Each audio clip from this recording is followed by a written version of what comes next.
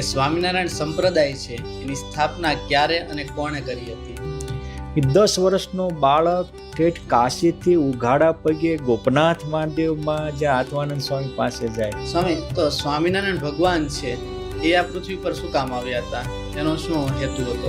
કૃષ્ણ આવે ને કૌરવો ને કંસને ઉલાળી ન નાખે તો કૃષ્ણ ભગવાને આવવાનું કામ હતું, એ જ એનો હેતુ હતો. એમ પુરુષોત્તમ નારાયણને અવની ઉપર આવવાનો હેતુ હજારો. એવું પણ કહેવાય છે કે સ્વામિનારાયણ ભગવાન પોતે પોતાના ભક્તને લેવા અંત ટાણે આવે છે. એના પુરાવા શું? પહેલો પુરાવો તો ભગવાને પોતે વરદાન આપ્યું છે. સ્વામિનારાયણ ભગવાનને ભગવાન તરીકે સામાન્ય જનતાએ તો સ્વીકાર્યા હતા, પણ શું રાજા મહારાજાઓએ પણ સ્વીકાર્યા હતા? એક નહીં, અનેક રાજા મહારાજાઓએ. આ વડોદરાના રાજા સયાજીરાવ ગાયકવાડ અને એમને અને સ્વામિનારાયણ સંપ્રદાયને પણ કંઈક તાલ્લુક છે. વડોદરા નરેશે પહેલા, પરંતુ ક્યાંક ને ક્યાંક હજી સ્વામિનારાયણ સંપ્રદાયનો વિરોધ થાય છે. એ સનાતન ધર્મનો પાઠ નથી એવું પણ માનવામાં આવે છે, એવું પણ કહેવામાં આવે છે. તમે શું કહેશો? રાજા મહારાજોએ સ્વીકાર્યા હતા, મુસ્લિમ નવાબોએ. ખરેખર ગોપાળાનંદ સ્વામી કોણ છે? યોગ સમ્રાટ ગોપાળાનંદ સ્વામી એટલે. પણ આ ગોપાળાનંદ સ્વામી વિશે ગ્રંથોમાં ક્યાંય લખાયેલું છે? કોઈનું સૌથી વધારે કોઈ સંતનું પ્રસંગો લખાણા હોય. ગોપાળાનંદ સ્વામીની ખાસ વિશેષતાઓ શું છે? ગોપાળાનંદ સ્વામીની રૂવાડામાં બ્રહ્માંડો ફરતા હતા. હજી ગોપાળાનંદ સ્વામીમાં એવું તો શું હતું કે સ્વયં પુરુષોત્તમ સ્વામિનારાયણ ભગવાન એ એમને આધીન રહેતા હતા. Hello friends, Minto foundation presents talk with કવિ એન્ડ કવિતા. ફ્રેન્ડ્સ, આજના પોડકાસ્ટમાં આપણી વચ્ચે એક સંત આવવાના છે અને ખરેખર તમને ખબર જ છે કે આપણા સંતોનો મહિમા અને વર્ણન કરીએ એટલું ઓછું છે. તો વધારે સમય ના લેતા આવો એ સંત સાથે તમને પણ મળાવીએ. મિત્રો, હું તમને જેમની વાત કરતો હતો એવા વડતાલ ધામથી બ્રહ્મપ્રકાશ સ્વામી આપણી વચ્ચે ઉપસ્થિત છે. આજે સ્વામી પાસેથી આપણે સ્વામિનારાયણ ભગવાન વિશે, સ્વામિનારાયણ સંપ્રદાય વિશે, ગોપાળાનંદ સ્વામીની વાતો, આવું ઘણું બધું જાણવાનું છે. તો બ્રહ્મપ્રકાશ સ્વામી, અમારા પોડકાસ્ટમાં તમારું દિલથી સ્વાગત છે. આપ સૌનું અને દર્શકોનું પણ ખૂબ ખૂબ અમારા તરફથી હાર્દિક શુભકામનાઓ છે. થેન્ક યુ સ્વામી. સ્વામી, વાતની શરૂઆત એક બેઝિક પ્રશ્નોથી કરીએ કે સ્વામિનારાયણ સંપ્રદાય છે એની સ્થાપના ક્યારે અને કોણે કરી હતી? સ્વામિનારાયણ સંપ્રદાયની સ્થાપના ઉદ્ધવા અવતાર સદગુરુ શ્રી રામાનંદ સ્વામીએ કરી હતી. જે રામાનંદ સ્વામી 8 વર્ષની નાની ઉંમરે બ્રહ્મ વિદ્યા ભણવા ચાલી નીકળ્યા. આજે 8-10 વર્ષના યુવકોને બ્રહ્મ વિદ્યા શું કહેવાય એના અર્થની પણ ખબર નથી. એ કાશીમાં આવ્યા તો સાંભળ્યું કે અહીંયા વિદ્યા ભણાવનારા તો બહુ પંડિતો છે, પણ બ્રહ્મ વિદ્યા ભણાવનારા તો ગોપનાથ મહાદેવમાં આત્માનંદ છે. અને કોઈ પણ વિદ્યા ભણવી હોય તો એની માટે 2 વસ્તુ કમ્પલસરી છે. એક સમય આપવો પડે ને એક સારા શિક્ષક જોઈએ. તો આ 9-10 વર્ષનો બાળક વિચારે છે કે હું સમય આપવા તો તૈયાર છું, પણ એવા શિક્ષક ક્યાં? એ 10 વર્ષનો બાળક ઠેઠ કાશીથી ઉઘાડા પગે ગોપનાથ મહાદેવમાં જે આત્માનંદ સ્વામી પાસે જાય, એના તરત શિષ્યત્વ સ્વીકારી અને આત્માનો સાક્ષાત્કાર કરે. પછી કહે છે પરમાત્મા ક્યાં? તો કે આત્મા અને પરમાત્મા એક છે. કે ના, પૂર્વનું એને જ્ઞાન છે કે ભગવાન અલગ છે. હવે ક્યાં ગોપનાથ ગુજરાતના આ છેડે અને ક્યાં કેરળમાં આવેલું શ્રીરંગ ક્ષેત્ર આ છેડેથી ઓલા છેડે. એ 13-14 વર્ષનો છોકરો પાર્થવે ચાલીને જાય. આ છોકરા નાની ઉંમરમાં કેટલો બ્રહ્માતીત હશે, કેટલો ગુણાતીત હશે, કેટલો દેહાતીત. નહીં તો ડોલતો ને બ્રહ્મકુમારીએ બોલતો. એ કુમારી કેવી હશે? નકર આજે નાના છોકરાને, હું 20 વર્ષના છોકરાને કોઈ મોકલવાનું થાય તો એને સમજી ન શકે. આ સંપ્રદાયની સ્થાપના કરનારા આવા નિર્ગુણ પુરુષો હતા, બ્રહ્મરૂપ હતા, ગુણાતીત હતા. અને એને 21 વર્ષની ઉંમરે શ્રીરંગ ક્ષેત્રમાં ભગવાને દર્શન દઈને કીધું અને પછી કહે છે કે મારે પરમાત્માનો સાક્ષાત્કાર કરવો છે. મંત્ર દીધા એ પ્રમાણે જપવાથી સાક્ષાત્કાર થયો. વૃંદાવનમાં આવ્યા. સંવત 1827 ચૈત્ર સુદ પૂનમના પાવન દિવસે કૃષ્ણ ભગવાને દર્શન દઈ અને બ્રહ્મહમ કૃષ્ણ દાસોસ્મિ શ્રી કૃષ્ણ તોમ ગતિર્મમાં આ 2 મંત્ર આપ્યા. પાછા એ ત્યાંથી કહ્યું કે રેવતાચલની તળેટીમાં ગિરનારમાં જઈ સંપ્રદાયની સ્થાપના કરો. હવે જો સાક્ષાત્કારી તો કેવા. પછી ત્યાંથી આવતા હતા અને 1828માં એ ચૈત્ર માસમાં પ્રયાગ ક્ષેત્ર આજે કહીએ ત્યાં ત્રિવાણી સંગમમાં આવ્યા અને આમ બેઠા હતા, એમાં ધર્મદેવ ભક્તિ ત્યાંથી આવ્યા, ઘડીક ચરણ ચંપી કરી, ત્યાં એને ભગવાનનો સાક્ષાત્કાર કરાયો અને પહેલા આવેલા 2 મંત્ર આપી અને સંપ્રદાયના શ્રીગ્રંથ ત્યાંથી થયા. પહેલા સ્વામિનારાયણ સંપ્રદાયના 2 કોઈ અનુયાયી થયા હોય તો ધર્મદેવ અને ભક્તિ માતા સૌથી પહેલા. પછી પાછા આવતા હતા, રસ્તામાં સારંગ ગામના પાદરમાં એક ખેડૂત ખેતી કરતો હતો અને સીધું જ નામ લઈને બોલ્યું કે રામજી, આમના આ ખેતી ક્યારે કરીશ, અંતરની ખેતી ક્યારે કરીશ, આ ખેતી કરવા જઈશ તો અંતરની ખેતી રહી જશે. આ એના શબ્દમાં તાકાત કેટલી છે કે માણસથી બીડીનું ઠૂઠું કે પડીકી ચોટતી નથી, આ વજ્રસાર જેવી વાસના મુકાઈ દે.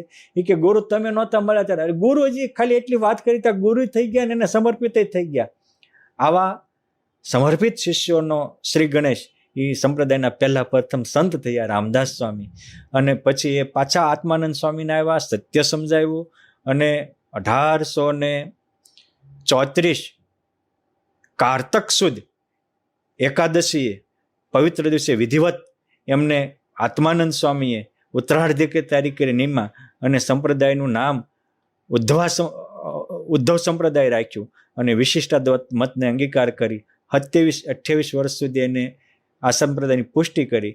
ત્યાં ભગવાન સ્વામિનારાયણ લોજના આશ્રમમાં આવ્યા, પરંતુ આદ્ય સ્થાપક રામાનંદ સ્વામી હતા અને એ આવા અલૌકિક પુરુષ હતા કે એને શરણે આવેલા એક એકને સાક્ષાત્કાર કરાવી દેતા. એવા સાક્ષાત્કારી સંતે અનેકને સમાધિ નિષ્ઠ કરી મૂકનારા એવા સંતે આ સંપ્રદાયના પાયા પાતળિયા નાખેલા છે. ઓકે સ્વામી, તો સ્વામિનારાયણ ભગવાન છે એ આ પૃથ્વી પર શું કામ આવ્યા હતા, એનો શું હેતુ હતો? સામાન્ય માણસ કામ કરતા હોય તો એના હેતુ હોય, તો પુરુષોત્તમ નારાયણ આવ્યો તો હેતુ તો હોય જ તે. અને રામ આવે ને રાવણને ન મારે તો રામને આવવાનું કામ છે, એ જ એનો હેતુ હતો. કૃષ્ણ આવે ને કૌરવો ને કંસને ઉલાળી ન નાખે તો કૃષ્ણ ભગવાન આવવાનું કામ હતું, એ જ એનો હેતુ હતો. એમ પુરુષોત્તમ નારાયણને અવની ઉપર આવવાનો હેતુ હજારોને દેહ રૂપને બ્રહ્મરૂપ કરવા માટે, જીવને શિવ કરવા માટે, છતાં દેહ બ્રહ્માતીત કરી અને અલૌકિક સ્થિતિ પમાડવા માટે પુરુષોત્તમ નારાયણ પધાર્યા હતા. અને એટલે ભગવાન સ્વામિનારાયણે પોતાની લાઈફ ટાઈમમાં દર 2 થી 2.5 દિવસે વજ્રસાર જેવી વાસના દુનિયાના ટોપ લેવલના માણસોને મુકાવીને પરમહંસ કરી મૂક્યા હતા. એટલે પોતાને 28 વર્ષ સુધી સંપ્રદાયનું સુકાન સંભાળ્યું, એમાં 3000 ઉપરાંત પરમહંસો કરી નાખ્યા હતા. એ એની હેતુ હતો ને બ્રહ્મરૂપ કરવાનો. ભાઈઓ સત્સંગીજીમાં લખ્યું કે સૌરાષ્ટ્રે સર્વે બ્રહ્મનિષ્ઠા સમાધિનિષ્ઠા, આ એનો હેતુ હતો. હા, એક પોઈન્ટ ખાલી સમજવા માટે કે આ ભગવાન જે હેતુથી આવ્યા હતા એ હેતુ આવો જ હતો એવું આપણને સાબિતી શું? હું તમને કહું, આજે પણ બધા 20-21 વર્ષના યુવાનો ભણતા હોય છે. આપણે કોઈ પણને પૂછો કે તમે શું કામ ભણો છો તો શું જવાબ આપશે? કે મારે જોબ કરવી છે, બિઝનેસ કરવો છે, કોઈક કહેશે એન્જિનિયર થવું છે, કોઈક કહેશે ડૉક્ટર જવું છે, કોઈક કહેશે આર્મીમાં જવું છે, કોઈક તો એવો પાયલોટ થવું છે, કોઈક કહે વિદેશ જવું છે. કોઈ યુવાનોના મુખમાંથી ક્યારેય કોકના દુઃખ હરવાની વાત નહીં નીકળે. આ 21 વર્ષની ઉંમરના માત્ર ભગવાન સ્વામિનારાયણ એની આમ તમે એક બાજુ જુઓ, એનું બીજું કાંઈ ન સમજો ને તો એનું ખાલી એનું વ્યક્તિત્વ સમજો ને તોય ખ્યાલ આવી જાય છે કે 21 વર્ષના વ્યક્તિને એના ગુરુદેવ માગવાનું કે જે કોઈ મારો આશ્રિત થાય એ ક્યારેય અન્ન વસ્ત્ર આબરૂથી દુઃખી ન થાય. મારા આશ્રિતને 1 કરોડ વીછીની વેદનાનું દુઃખ હોય એ મને આવે, મારો આશ્રિત દુઃખી ન થાય. આ હજારોના પ્રારબ્ધ માગી લેવા, હજારોના દુઃખ માગી લેવા, આ ઇતિહાસમાં આ પહેલી ઘટના છે. બાકી તમે 18 પુરાણ જોઈ લો, વેદો પુરાણો જોઈ લો, કોઈ પુરુષે આવું કરોડોના કષ્ટ માગી લીધા હોય અને કરોડોના કલ્યાણના દ્વાર ખોલ્યા હોય, એ ભગવાન સ્વામિનારાયણનું વ્યક્તિત્વ છે. આમ ન મનાતું હોય તો આજે પણ કોક બદ્રીનાથથી કેદારનાથની શિયાળાની યાત્રા કરે, આજે પણ કોક જોશીર મઠથી શિયાળામાં કૈલાસ માનસની યાત્રા કરી શકે ઉઘાડા પગી. એક તો જોઈ શકો, એક તો આ સમયે માત્ર 11 વર્ષના 12 વર્ષની ઉંમરના એ વ્યક્તિત્વ ઉઘાડા પગી ત્યાં હિમાલયમાં ખેડે છે. આ એનું ભગવાન પણ માણાનું કામ જ નથી. જગન્નાથપુરીમાં 10 મહિના રહ્યા, 9 મહિના અનાજ વગર રહ્યા. સામે દેશી લોકોનો દ્વેષનો અનેક ઉપદ્રવ હતો, કાંઈ નહીં. હા, એનું ખાલી વ્યક્તિત્વ છે એ પણ એનું ભગવાનપણાના દસ્તાવેજી પુરાવા છે. થોડુંક આંખો ખોલીને વાંચવાની જરૂર છે. નિષ્કુળાનંદ સ્વામી તો એવું લખ્યું કે આમ એવું લાગે કે ભૂલે એનો દેહ રે એવો નહોતો, પણ આ રીયો શું કામ? તો કે ભૂલે પણ નિજ દેહને માને નહીં કોઈ દન, પ્રભુ ઈચ્છાએ તન રહ્યું, ન કર્યું હરિએ જતન. કાયમ અને બ્રહ્મરૂપ હતા એટલે હજારોને બ્રહ્મરૂપ કરી મૂક્યા. એ બ્રહ્મધામમાંથી આવ્યા હતા એટલે હજારોને બ્રહ્મધામમાં તેડી ગયા. એનો અવતરણનો હેતુ હતો. ઓકે, સ્વામિનારાયણ ભગવાન છે, એના ગુરુ કોણ હતા? અને ગુરુ હતા તો એ તો ભગવાન હતા, એને ગુરુ ધારણ કરવાની શું જરૂર પડે? આ ઓની ઉપર કોઈ મહાપુરુષો આવે છે તો એક સદ્ધર્મ સ્થાપવા, એક મર્યાદા સ્થાપવા, એક સદગુણોનો પ્રવાહ સ્થાપવા આવે છે. અને આપણો સનાતન ધર્મ એ પણ સદગુણોનો ધર્મ છે, જીવન મૂલ્યોનો ધર્મ છે. એટલે આ કોઈ એક વ્યક્તિએ સ્થાપેલો નથી. આદર્શ ઋષિમુનિએ સંયમ અને સદાચાર, ભક્તિ અને વિરક્તિ, જ્ઞાન અને વિજ્ઞાન માટેના બેઝ ઉપર સ્થપાયેલો સનાતન ધર્મ છે. અનુશંસ્ય ક્ષમાશ્ચ અદ્રોહ સહિષ્ણવ આત્મબલમ પરમ બલમ એશો ધર્મ સનાતન. આ સનાતન ધર્મનું લક્ષણ ભગવાન વ્યાસજીએ કર્યું છે કે ક્યારેય કોઈની હિંસા ન કરવી, ક્યારેય કોઈનો અપરાધ ન કરવો, ક્યારેય કોઈના પ્રત્યે દુર્ભાવ ન કરવો, ક્યારેય કોઈની દિલને ઠેસ પહોંચે એવું ન કરવું, સહિષ્ણુતા રાખવી, ક્ષમા રાખવી, અને જરૂર પડે ત્યારે આત્મબળને પરમ બળને ધારણ કરી અને જે ધર્મનો નાશ કરતા હોય એનો ભૂખા કાઢી નાખવા. આ સનાતન ધર્મના મૂલ્યો છે. એ મૂલ્યો ભગવાન રામે થાપ્યા એટલે જ આપણે ભગવાનને રામ માનીએ છીએ. બાકી ગાદીઓ તો કેટલી અયોધ્યાની ગાદી આવી ગયા, પણ એ જે રામમાં ગુણો હતા એટલે એ ભગવાન છે. કૃષ્ણમાં એવા ગુણો હતા એટલે આપણે એને ભગવાન માનીએ છીએ. એમ ભગવાન સ્વામિનારાયણમાં એ સદગુણો હતા એટલે એ જીવન મૂલ્યોને કારણે ભગવાનનું એ ભગવાન વ્યક્તિત્વ ખીલી આવે છે. પોઈન્ટ 2 કે આજે પણ સ્વામિનારાયણ ભગવાનના વ્યક્તિત્વ વિશે આપણે કહીએ, તમે કહે છો કે આ ભગવાન આવા ગુણો, અને ગુણો હંમેશા ગુરુ થકી આવે છે. એટલે રામે પણ વશિષ્ઠજીને ગુરુ સ્વીકાર્યા હતા, કૃષ્ણ ભગવાને પણ સંદીપની કે ગર્ગાચાર્યને ગુરુ માન્યા હતા. એ આપણી ભારતીય સનાતન પરંપરાને ઉજાગર કરવા ભગવાન સ્વામિનારાયણે પણ સદગુરુ રામાનંદ સ્વામીને ગુરુ તરીકે સ્વીકાર્યા હતા. રામાનંદ સ્વામી સ્વધામ સિધાવ્યા બાદ મુક્તાનંદ સ્વામીને પણ માથે ગુરુ તરીકે રાખ્યા હતા. એટલે આ આપણી સંસ્કૃતિને, કારણ કે પોતે અમુક સમય સુધી છે પણ એ પરંપરા તૂટી ન જાય, એટલે ગુરુ પરંપરાથી એ બધા જ જીવન મૂલ્યો સમાજ સુધી પહોંચતા રહે એટલે ભગવાન ગુરુ તરીકે સ્વીકારે છે અને પોતાના આવા જીવન મૂલ્યો દ્વારા સનાતન ધર્મની પુષ્ટિ કરે છે. અને આવી રીતે ગુરુ દ્વારા પોષાયેલા સનાતન ધર્મના મૂલ્યો આજે પણ સ્વામિનારાયણ સંપ્રદાયમાં તમને 16 કળાએ ખીલેલા દેખાશે. માટે સ્વામિનારાયણ સંપ્રદાય એ સનાતન વૈદિક ધર્મ છે. સ્વામિનારાયણ ભગવાનના જન્મ બાદ એ થોડાક ટાઈમ ઘરે રહ્યા અને પછી વર્ણિન્દ્ર રૂપે એમણે ઘણી જગ્યાએ વિચરણ કર્યું. તો એનો હેતુ શું હતો? દરેક કાર્યના હેતુ તો હોય જ, સહજ છે. કોઈ વિદ્યાર્થી ભણતો હોય તો સારા ટકા પાસ થઈએ એ એનો હેતુ છે. કોઈ જોબ કરતા હોય તો ઝાઝો પગાર આવે એ હેતુ છે. એમ પુરુષોત્તમ નારાયણનો ઘરે રહેવાનો, માતા પિતાને મહાસુખ આપવાનું વરદાન આપ્યું હતું, એ પૂરો કરવો એ હેતુ હતું. સાથોસાથ બાળ લીલાઓ દ્વારા આ એવા ચરિત્રો વિસ્તારવા કે બ્રહ્માંડ રહે ત્યાં સુધી એના ચરિત્રો દ્વારા જીવોનું કલ્યાણ થતું રહે. ભગવાન સ્વામિનારાયણ માટે આધારાનંદ સ્વામી લખ્યું છે કે મહારાજ કહેતા હતા કે હું 49 વર્ષ સુધી પૃથ્વી ઉપર રહ્યો પણ મારા ચરિત્ર રૂપે હું કાયમ રહીશ. ચરિત્ર રૂપ હમ રહત સદાઈ, આપ ઈચ્છા કર હિતાઈ, અને પ્રત્યક્ષ મૂર્તિ મોક્ષ કરે જૈસો, ચરિત્ર રૂપ હમ કરત હિતૈસો. એ બાળ ચરિત્રો વિસ્તારવા, એ બાળ લીલાઓ કરી. વન વિચરણ કરવાનો પણ પરમાત્માનો હેતુ છે, કારણ કે ભગવાન કરોડોને આત્માનું કલ્યાણ કરવા આવ્યા હતા, અનેકને દેહરૂપ મટાડીને બ્રહ્મરૂપ કરવા આવ્યા હતા. એટલે એ કેમ બનાય એ આખો માર્ગ બતાવવા, પોતે પ્રેક્ટિકલ કરીને બતાવ્યું. ભગવાન સ્વામિનારાયણ કહેનારા ભગવાન નહોતા હતા, કરીને બતાવનારા ભગવાન હતા. એટલે કીધું એક તો જેને પરમાત્માને પામવું હોય એને પોઈન્ટ 1 બાળપણથી સાધના શરૂઆત કરવી. ગઢપણમાં ગોવિંદ ગાશું એવી ઈચ્છા ન રાખી, ભગવાને બાળપણથી એ સાધના શરૂ કરી. પોઈન્ટ 2 કે સાધનાનું સાતત્ય રાખ્યું. એ જ્યાં સુધી વન વિચરણ કર્યું ત્યાં સુધી એ દેહભાવથી પર જ વર્ત્યા. સાધનાનું સાતત્ય રાખ્યું. બાળપણથી સાધના શરૂ કરો, બાળપણથી આધ્યાત્મિકતા અપનાવેલું હોય એ માર્ગે ગમે એટલા વિઘ્ન આવે તો ડોલો નહીં, કારણ કે વનવિચરણમાં ભગવાનને અનેક વાર જાનની જોખમો આવી છે, છતાં એને મૂક્યું નથી. પહોંચથી કે હું પોતે પરમાત્મા હોવા છતાંય જ્યાં સારું એ મારું કરીને અહીંયાથી શીખું છું, મને એક સ્થળે રહેવું ગમતું નથી, છતાંય ગોપાળ યોગી જેવા કોઈ મહાપુરુષ મળી જાય તો એની ભેગો 12 મહિના રહું છું.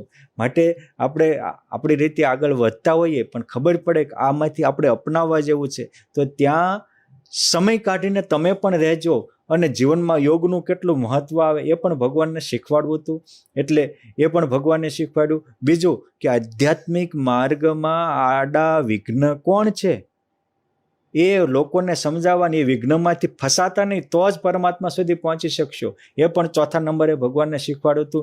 એટલે ભગવાન સ્વામિનારાયણ બંસીપુરના મહારાજા ઇલાક સુશીલા નામની કન્યાઓ આપવા તૈયાર થઈ જાય, બુટોલપુરના મહારાજા પોતાનું રાજપાટ અને દીકરીઓ આપવા તૈયાર થઈ જાય. એ વખતે ત્યાંના 80 ગામની આવક અગ્રવાલ રાજાએ આપી હતી, એટલે 3 લાખ રૂપિયાની વાર્ષિક આવક, આવો મઠ આપવા તૈયાર થઈ જાય.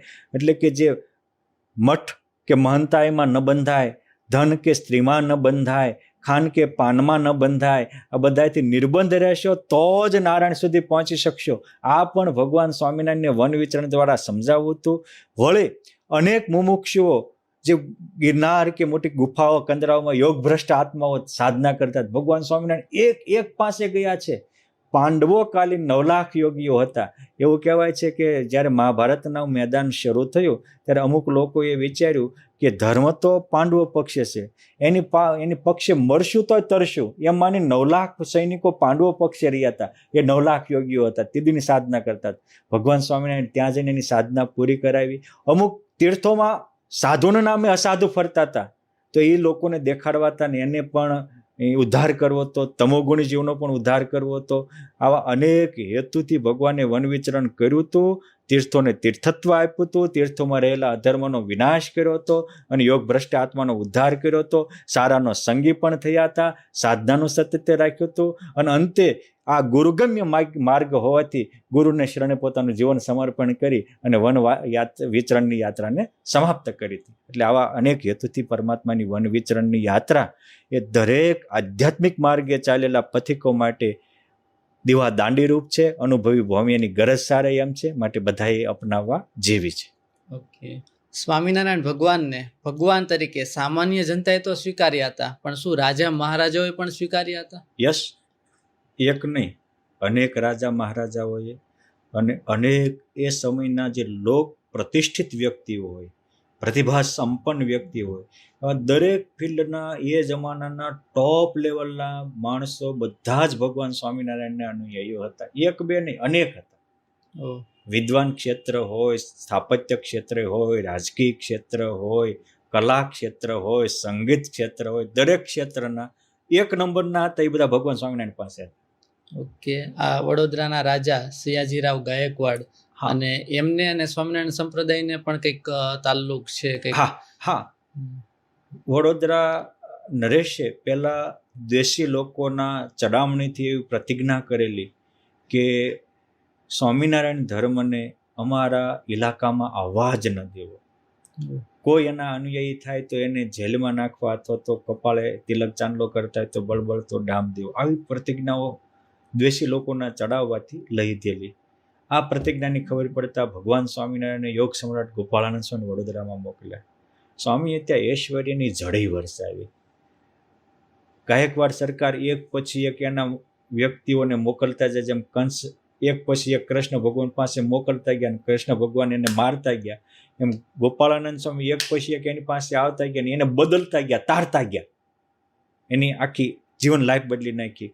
રામચંદ્ર વૈદ્ય પરીક્ષા લેવા આવ્યા, રાજવૈદ્ય હતા, એ પણ સત્સંગી થયા. નારૂપંથના માતાજીના ઉપાસક અને ખાનગી દીવાન હતા, એ પણ ગોપાળાનંદ સ્વામીનો પ્રભાવ જોઈને સત્સંગી થયા. બાપુભાઈ સર સેનાપતિ હતા, મીર સાહેબ સર સેનાપતિ હતા, આ પણ ગોપાળાનંદ સ્વામીના પ્રતિભાવ જોઈને સ્વામિનારાયણના આશ્રિત થયા. ઢુંડુબા મહાતાંત્રિક હતો, મેલી વિદ્યાનો ખુખાર હતો, એ એના પરિવાર સાથે ભગવાન સ્વામિનારાયણના આશ્રિત થયા. અને છેવટ ગાયકવાડ સરકાર પોતે પરીક્ષા લેવા આવ્યા અને એને પણ યોગ સમ્રાટ ગોપાળાનંદ સ્વામીએ સમાધિ કરાવી, અલૌકિક અનુભવ આપ્યો. એટલું નહીં, એની ધર્મપત્ની ચીવણબાઈને અને એના દીકરાઓને પણ સ્વામીએ આમ ચપટી ભરીને પ્રસાદી આપીને પ્રસાદીની હાકર ખાધીને બધાને સમાધિઓ કરાવી. આ રીતે આખો ગાયકવાડ પરિવાર મંત્રી મંડળ સાથે પુરુષોત્તમ નારાયણનો આશ્રિત થયા હતા. હા, જે રીતે અયોધ્યામાં મંથરા અપવાદ હતી, બાકી અયોધ્યા આખું રામનો ચાહક હતું. કોક મંથરા કે ધોબી હતા. એમ આટલા બધા ભગવાન સ્વામિનારાયણના અનુયાયી થયા છતાં વડોદરામાં પણ અમુક બાબા દિવાન જેવા અપવાદ હતા. પરંતુ બહુ મોટો સમુદાય ભગવાન સ્વામિનારાયણને જ્યારે ગાયકવાડ સરકારે 1882માં નવગજા હાથી ઉપર સન્માન કરીને બોલાવ્યા, ત્યારે ગાયકવાડના ગેજેટમાં નોંધ લખાણી છે કે એ વખતે 2,25,000 માણસો ભેગું થયું હતું ભગવાન સ્વામિનારાયણ માટે.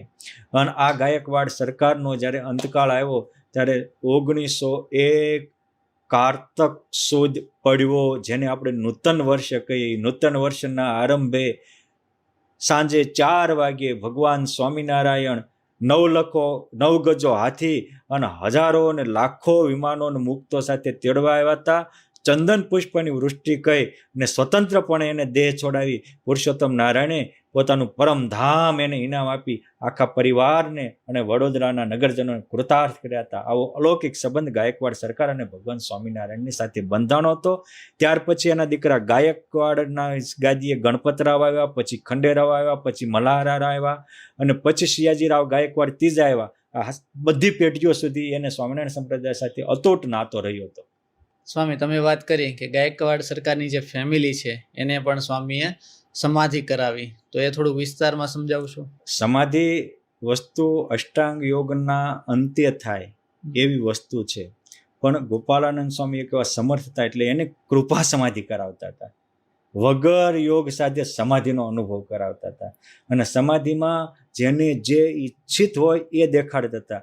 કોઈને રામ ભગવાનના દર્શન કરાવે તો રામના દર્શન કરાવતા, કોઈને શિવજીના દર્શન કરવાની ઈચ્છા તો કૈલાસમાં શિવજીના દર્શન કરાવતા હતા, કોઈને 14 લોકની રચના જોઈ હોય તો 14 લોકની રચના દેખાડતા હતા. અને કોક એવું કહેતા હતા કે આ યમપુરી બમપુરી હોય ને તેમ હાકી કાઢ્યું છે, એને યમપુરી દેખાડીને ઢીલો પાડીને પણ સત્સંગી કરતા હતા. અને કોઈ એવા મુમુક્ષુ હોય અને સર્વથી પર સર્વ કારણના કારણ પુરુષોત્તમ નારાયણને જોવાની ઈચ્છા હોય તો એને અક્ષરધામનો પણ અનુભવ કરાવતા. આ રીતે વિવિધ પ્રકારની અનુભવ સમાધિ દ્વારા સ્વામી કરાવતા હતા.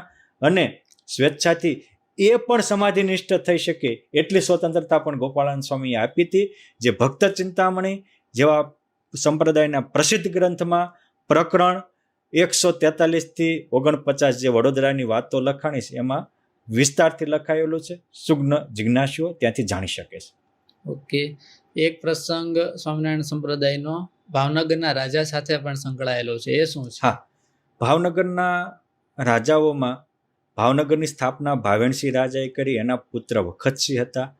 એ વખતસિંહ મહારાજા જ્યારે બ્રહ્માનંદ સ્વામી લાડુદાનજી તરીકે ત્યાં ગયા, એમને ખૂબ સન્માન કરી, સોના રૂપાથી મઢી આપ્યા અને એને કહ્યું કે અમારા પ્રદેશમાં એક નવું તૂત નીકળ્યું છે.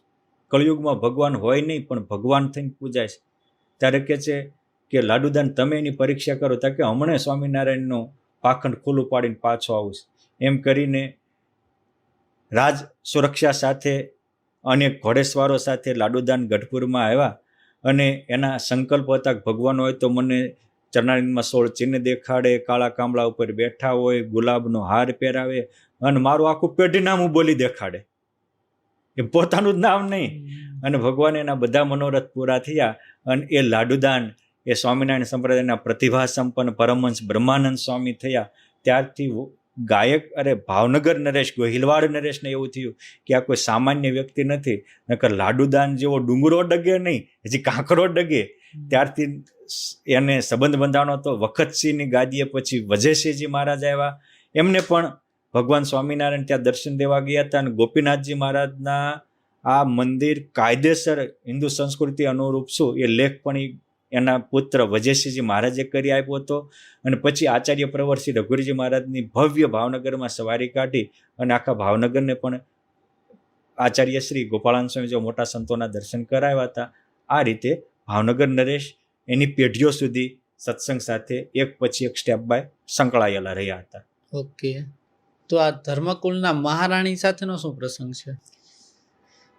ધર્મપુરના મહારાણી એક પૂર્વના મુક્તાત્મા હતા, જેને આગલા જન્મે એ આજે અમદાવાદ અને ગાંધીનગર વચ્ચે જે અડાલજ ગામ આવ્યું છે, અડાલજમાં એમનો જન્મ રૂડબાઈ તરીકે થયો હતો. એના પતિ હતા વીરસિંહ વાઘેલા. યુદ્ધમાં એ કામ આવી ગયા, સ્વર્ગવાસી થયા, અને મુસલમાન દિલ્હીનો નવાબ એમાં મોહાંદ થયો અને એમને પરણવા તૈયાર થયો ત્યારે કીધું કે મારે મારા પતિના મોક્ષાર્થે વાવ ગાળવીશ. એ વાવ આજની અડાલજની વાવ છે. પણ એમાં એને લખ્યું હતું કે મારી જીવતા તો મને કોઈ એવા મહાપુરુષ મળ્યા નહીં, પરંતુ ફ્યુચરમાં કોઈ ભગવાન કે મોટા સંત આવીને આમાં સ્નાન કરે ને મારું કલ્યાણ કરે એટલા માટે આ વાવ ગણાવેલી છે. મેં મારી કારકિર્દી માટે નથી કરી. આટલો લેખ લખાવી અને ઓલો નવાબ એમને મેરેજ કરવા આવ્યા ત્યારે એને એમ થઈ ગયું કે હાય હાય, હિન્દુ ધર્મ જાય ને મનખો હરામ થાય એ પહેલાં કુરબાની આપી દેવી ઉત્તમ છે. અને એ જ વાવમાં પડી અને એમને આત્મહત્યા કરી, અથવા તો એમ કહો ધર્મ રક્ષણ માટે પોતાનું બલિદાન આપ્યું. અને બલિદાનના ભોગે જે બીજા જન્મે ધર્મજમાં મહિડા રાજપૂતમાં એમનો જન્મ થયો. ધર્મપુરના સૂર્યવંશી રાજા સોમદેવ સાથે એમના લગ્ન થયા. અમુક સમયે યુદ્ધમાં સોમદેવ કામ આવી ગયા એટલે પછી મહારાણીને પોતા ઉપર રાજ્યની જવાબદારી આવી. એમના પુત્ર રૂપદેવ હતા, એ રૂપદેવજીને ગાદીએ બેસાડ્યા. પણ બહુ પૂર્વના ભક્ત હતા, મોક્ષના ખપવાળા હતા. ડેઈલી એ કથા વાર્તા 3 કલાક કરતા હતા, સાધુ સંતોના પગ ધોઈને પાણી પીતા હતા. એમાં ભગવાન સ્વામિનારાયણ આ અડાલજની વાવે સ્નાન કરવા ગયા અને એ લેખ નિષ્કુળાનંદ સ્વામીએ વાંચ્યો અને ભગવાન એમ થયું ઓહો, બધા જ પરમહંસોને પાછા બોલાવી સ્નાન કરી વાવનું પાણી પીને સંકલ્પ કર્યો કે આ વાવ કરનારા બાઈનું કલ્યાણ થાય. એને કલ્યાણ માટે કરી હતી. એટલું જ નહીં, આ વાવ ગાળવામાં જે કોઈ મજૂરોએ કામ કર્યું હોય એનું પણ કલ્યાણ થાય. આ વાવ ગાળવામાં જે કોઈ બળદ કે ઊંટ ઉપયોગી આવ્યા પથ્થર લાવવામાં એનું પણ કલ્યાણ થાય. અને પથ્થર ઘડતા કે ઊંટ ગાડી દ્વારા પથ્થર લાવતા જે કોઈ જીવજંતુ મર્યા હોય એનું પણ કલ્યાણ થાય. એક વ્યક્તિના સદભાવે અનંતના કલ્યાણના દ્વાર ખોલી દીધા. આ સદભાવની તાકાત છે. અને જેવો ભગવાન અહીંયા સંકલ્પ કર્યો એ જ વખતે ધર્મપુરમાં મહારાણી કુશળબાઈ 76 વર્ષની ઉંમરે ભાગવતજીની 108મી વાર ભાગવતની પારાયણ સાંભળતા. કારણ કે એમને નિયમ હતો રોજ એક પર કથા સાંભળવાનો. એટલે એને એના કથાવાચક ભટ્ટજી બ્રાહ્મણને કીધું, ભટડા તું કથા કરી કરીને મરી જાય તો તારું કલ્યાણ ન થાય ને હું સાંભળીને મરી જાવ તો મારું ન થાય. પરંતુ જે રીતે આ ભાગવતજીની કથામાં વાત આવી કે રૂક્ષ્મણીજીનું કૃષ્ણ ભગવાને કાંડું ઝાલ્યું ત્યારે એનો ઉદ્ધાર થયો, એ મારું કે તારું પ્રગટ પુરુષોત્તમ નારાયણ આવીને કાંડું ઝાલે તેથી કલ્યાણ થાય. અને જેમ રૂક્ષ્મણીને ભગવાન ભેટ્યા એમ આપણને પરમાત્મા ભેટે તેથી ઉદ્ધાર થાય. આ એને સંકલ્પ 108મી પારાયણ ક્યારે અહીં ભગવાને સંકલ્પ કર્યો ત્યાં એને ત્યાં સંકલ્પ થયો. અને એ સંકલ્પની પૂર્તિ માટે પરમ ચૈતન્યાનંદ સ્વામી ગયા. એમના દ્વારા એને ભગવાનને ગુણગાન સાંભળીને પ્રગટ પ્રભુનો નિશ્ચય થયો. ભગવાન સ્વામિનારાયણને ત્યાં બોલાવ્યા. વસંત પંચમીનો ભવ્ય ઉત્સવ કર્યો. માગવાનું કીધું કે મારા 700 ગામના લોકોનો બધાનો ઉદ્ધાર થાય એવું માગો. આ તમે જુઓ એને કેવો પરમાત્માનો નિશ્ચય થયો હશે. અને એ કુશળ કુંવરબાઈએ 700 ગામનું રજવાડું ભગવાનને અર્પણ કરવા તૈયાર થયા. ત્યારે ભગવાન કહે છે કે અમે રજવાડા કરવા નથી આવ્યા, અમે તો કરોડો આત્માને અક્ષરધામના અધિકારી બનાવવા આવ્યા છે. આ એમનું સમર્પણ પણ અભિનંદનને પાત્ર છે. અને આટલા સમર્પણને ઠોકરે મારનારા ભગવાન સ્વામિનારાયણને પણ લાખ લાખ ધન્યવાદ છે કે બાપ, પરમાત્માને પામવું હોય તો આ જગતમાં ન ફસાતા. જો બંધાશો તો ગંધાશો અને જો મુક્ત રહેશો તો મોજું માણશો. આવી રીતે કુશળ કુંવરબાઈનો પણ આખો ઇતિહાસ છે. ભગવાન સ્વામિનારાયણ ત્યાંથી નીકળ્યા અને એના 15મા દિવસે મહારાણી કુશળ કુંવરબાઈ આ અનંત મુક્તો સાથે પુરુષોત્તમ નારાયણ તેડવા આવ્યા છે એમ કહી બોલી ડંકો વગાડીને પરમાત્માના ધામને પામ્યા હતા. આજે પણ ત્યાં સ્વર્ગરોહિણી નદી છે અને નદીમાં કુશળ કુંવરબાઈની સ્મૃતિ મંદિર છે. એમના પતિ સોમદેવજી, સોમેશ્વર દેવજી, એમના દીકરા રૂપદેવજી અને એનો દીકરો વિજયદેવ ભગવાન સ્વામિનારાયણ, એ બધાની સ્મૃતિઓ પણ ત્યાં મૂકેલી છે અને એમાં ડેટ પણ લખેલી છે. ઓકે, મને ખબર છે ત્યાં સુધી સ્વામિનારાયણ ભગવાને લગ્ન નથી કર્યા, પણ શું ક્યારેય ભગવાનને વિચાર આવ્યો હતો કે લગ્ન કરવા છે? ક્યારેય નહીં, કોઈ નહીં. ભગવાન સ્વામિનારાયણ બાળપણમાં હતા અને રામ પ્રતાપભાઈ ધર્મદાદાને ભક્તિ માતા અક્ષરવાસી થયા પછી એકવાર કહે છે કે બાપ વાગ્યા એટલે થોડુંક વ્યવસ્થિત રહેવું પડે. તો કે હું તો મારી રીતે રહીશ. એટલે સુવાસની ભાભી કે પરણાઈ દો એટલે સીધા થઈ જાય. આ ગ્રહસ્થનો નિયમ. છોકરો આગો પાછો થાય તો એમ કે પરણાઈ દો એટલે ગોળીઓ ગમાણી આવી જાય આમ. Yes. એટલે બાજુની એક દીકરી સાથે, બાજુના ગામની નિહાલ મિશ્રાની દીકરી હતી ચંદ્રકળા, એની સાથે સંબંધ બાંધવાની વાત કરી અને આ વાત ભગવાન સ્વામિનારાયણને કાને આવી. બીજે દિવસે ભગવાન સ્વામિનારાયણે સંવત 1849 અષાઢ સુદ 10મી ગૃહ ત્યાગ કર્યો. અને ત્યાર પછી તો ભગવાનને અનેક એવા રાજા મહારાજાઓ પોતાની દીકરીઓ સાથે ભગવાનને અર્પણ કરવા તૈયાર થયા હતા, પણ ભગવાન સ્વામિનારાયણ ક્યાંય બંધાણા નથી. અર્પણ કરવાવાળા બહુ હતા, પણ ભગવાન ક્યાંય અટક્યા નથી. અને અટક્યા નથી એટલે ક્યારે લટક્યા નથી, ભટક્યા નથી. અટકવાનું હતું ત્યાં જ અટક્યા છે. એટલે આપણા નંદ સંતો, મોટા સંતો કહે છે કે આ જીવને ક્યાંથી છટકવું, ક્યાં અટકવું અને ક્યાં ટકવું. છટકવું, અટકવું અને ટકવું, આ ત્રણની ખબર પડી જાય તો લટકવું ન પડે. એની માટેનો આદર્શ નમૂનો એટલે ભગવાન સ્વામિનારાયણ છે. Yes, right. તમે વાત કરી એમ સામાન્ય જનતાએ પણ ભગવાનને ભગવાન તરીકે સ્વીકાર્યા હતા, રાજા મહારાજાઓએ પણ સ્વીકાર્યા, પરંતુ ક્યાંક ને ક્યાંક હજી સ્વામિનારાયણ સંપ્રદાયનો વિરોધ થાય છે. એ સનાતન ધર્મનો પાઠ નથી એવું પણ માનવામાં આવે છે, એવું પણ કહેવામાં આવે છે. તમે શું કહેશો? જો રાજા મહારાજોએ સ્વીકાર્યા હતા, મુસ્લિમ નવાબોએ, બિરાદરોએ સ્વીકાર્યા હતા, વડોદરા, ઉમરેઠ જેવા મોટા મોટા પંડિતોએ સ્વીકાર્યા હતા.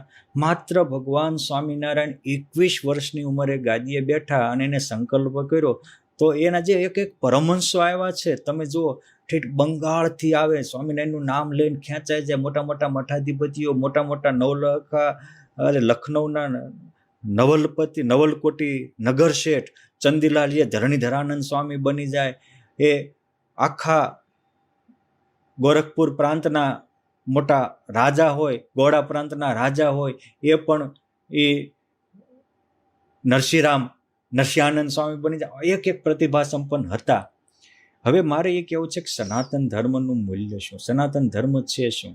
તો જ્યાં અહિંસા હોય, જ્યાં પરધન પથ્થર મનાતા હોય, જ્યાં પરનારી માતા સમાન મનાતી હોય, જ્યાં બીજાને આદર અપાતો હોય, જ્યાં ભક્તિને વિરક્તિ હોય, જ્યાં જ્ઞાન અને ધર્મની મર્યાદાઓ હોય, આ સનાતન ધર્મના મૂલ્યો છે.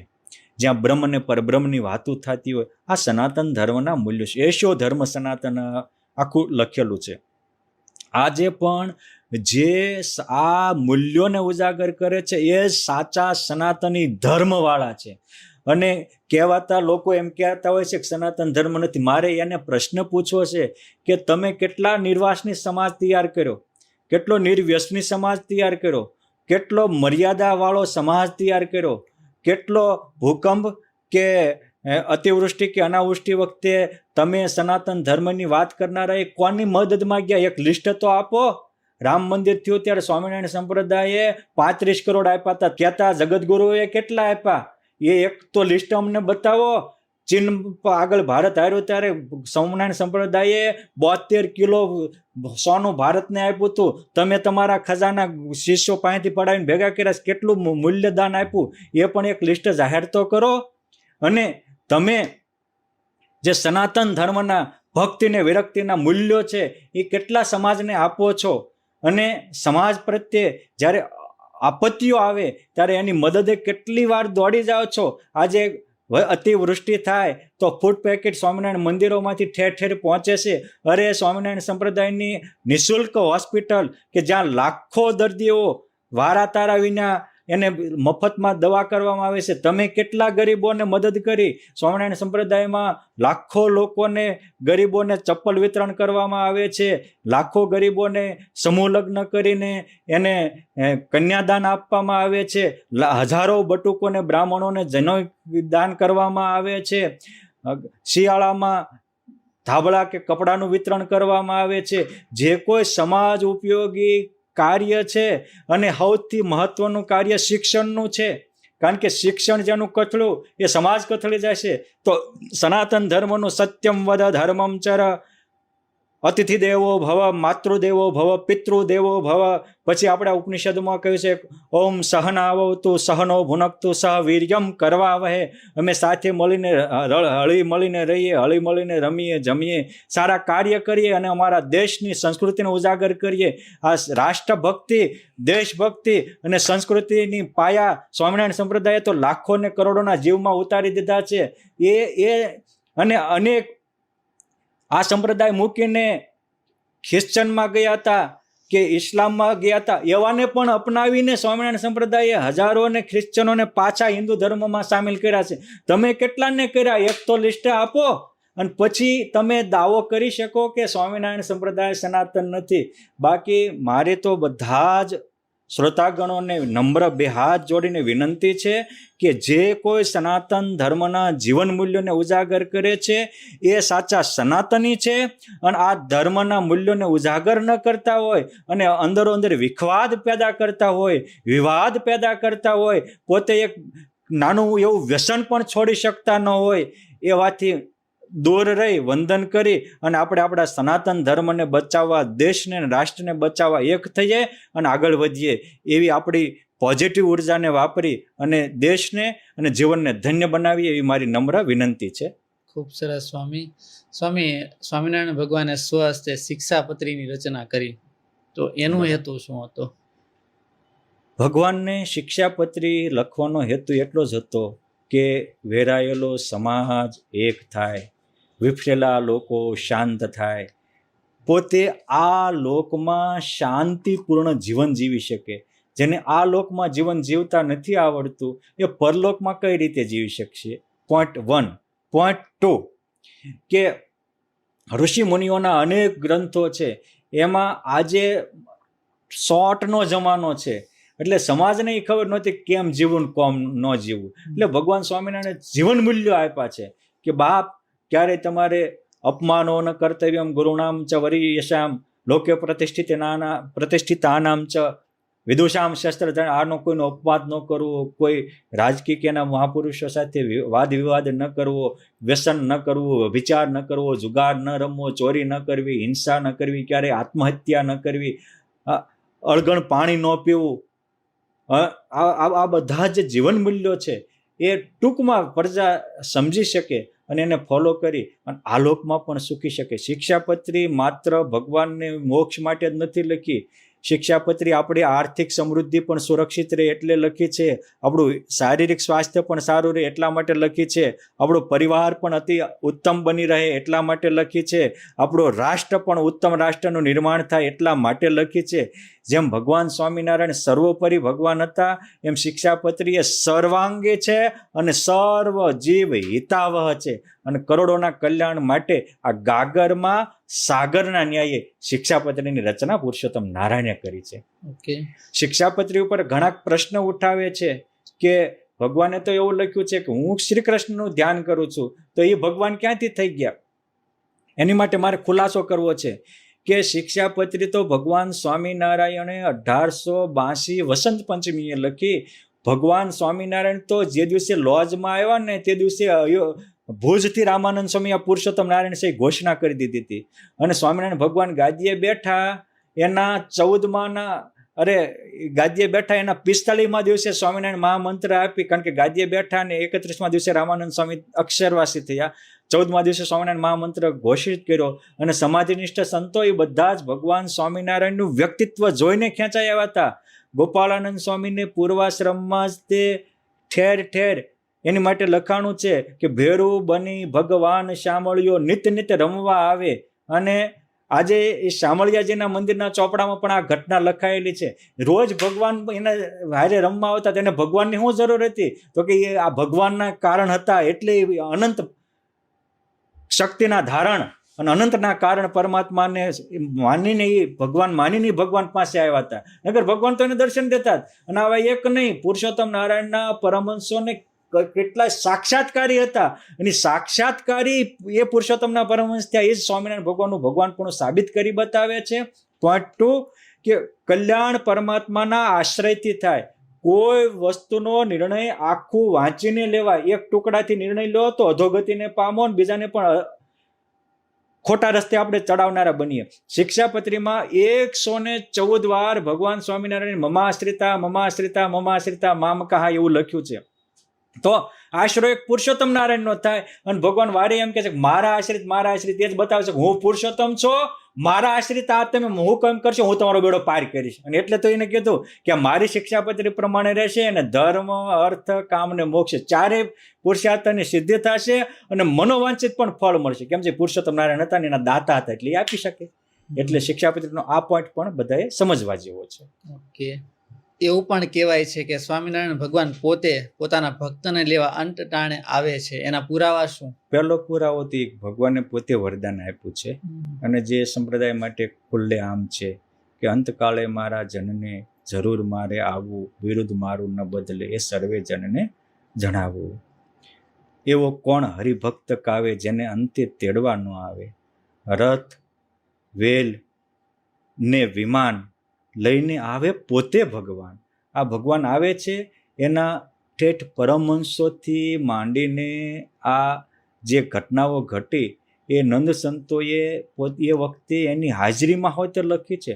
કારણ કે ભક્ત ચિંતામણી ગ્રંથો ભગવાન સ્વામિનારાયણની હાજરીમાં લખાણો છે. ભક્ત ચિંતામણી ગ્રંથમાં આ વરદાનની વાત છે અને એ વરદાન સાર્થક કર્યું હોય એવા સુરતના ભગુ પટેલ હોય અને ભગવાન સફેદ હાથી લઈને તેડવા આવ્યા હોય આવા પરચા ત્યાં પણ લખાયા છે. અને ત્યારથી માંડીને આ સંપ્રદાયમાં એવા મારી દ્રષ્ટિએ 1400 વ્યક્તિને તેડવા આવ્યો એવા પ્રસંગો લખાયા છે. કેટલા? 1400. માત્ર 114 તો વડતાલની ધર્મશાળામાંથી પરમહંસોને તેડવા આવ્યા એવા પ્રસંગો સ્વામિનારાયણ સંપ્રદાયના ગ્રંથમાં લખાયા છે. અને કોઈ પણ વસ્તુ આજે ભગવાન રામ કે કૃષ્ણ છે એનું પ્રમાણ એના ગ્રંથો.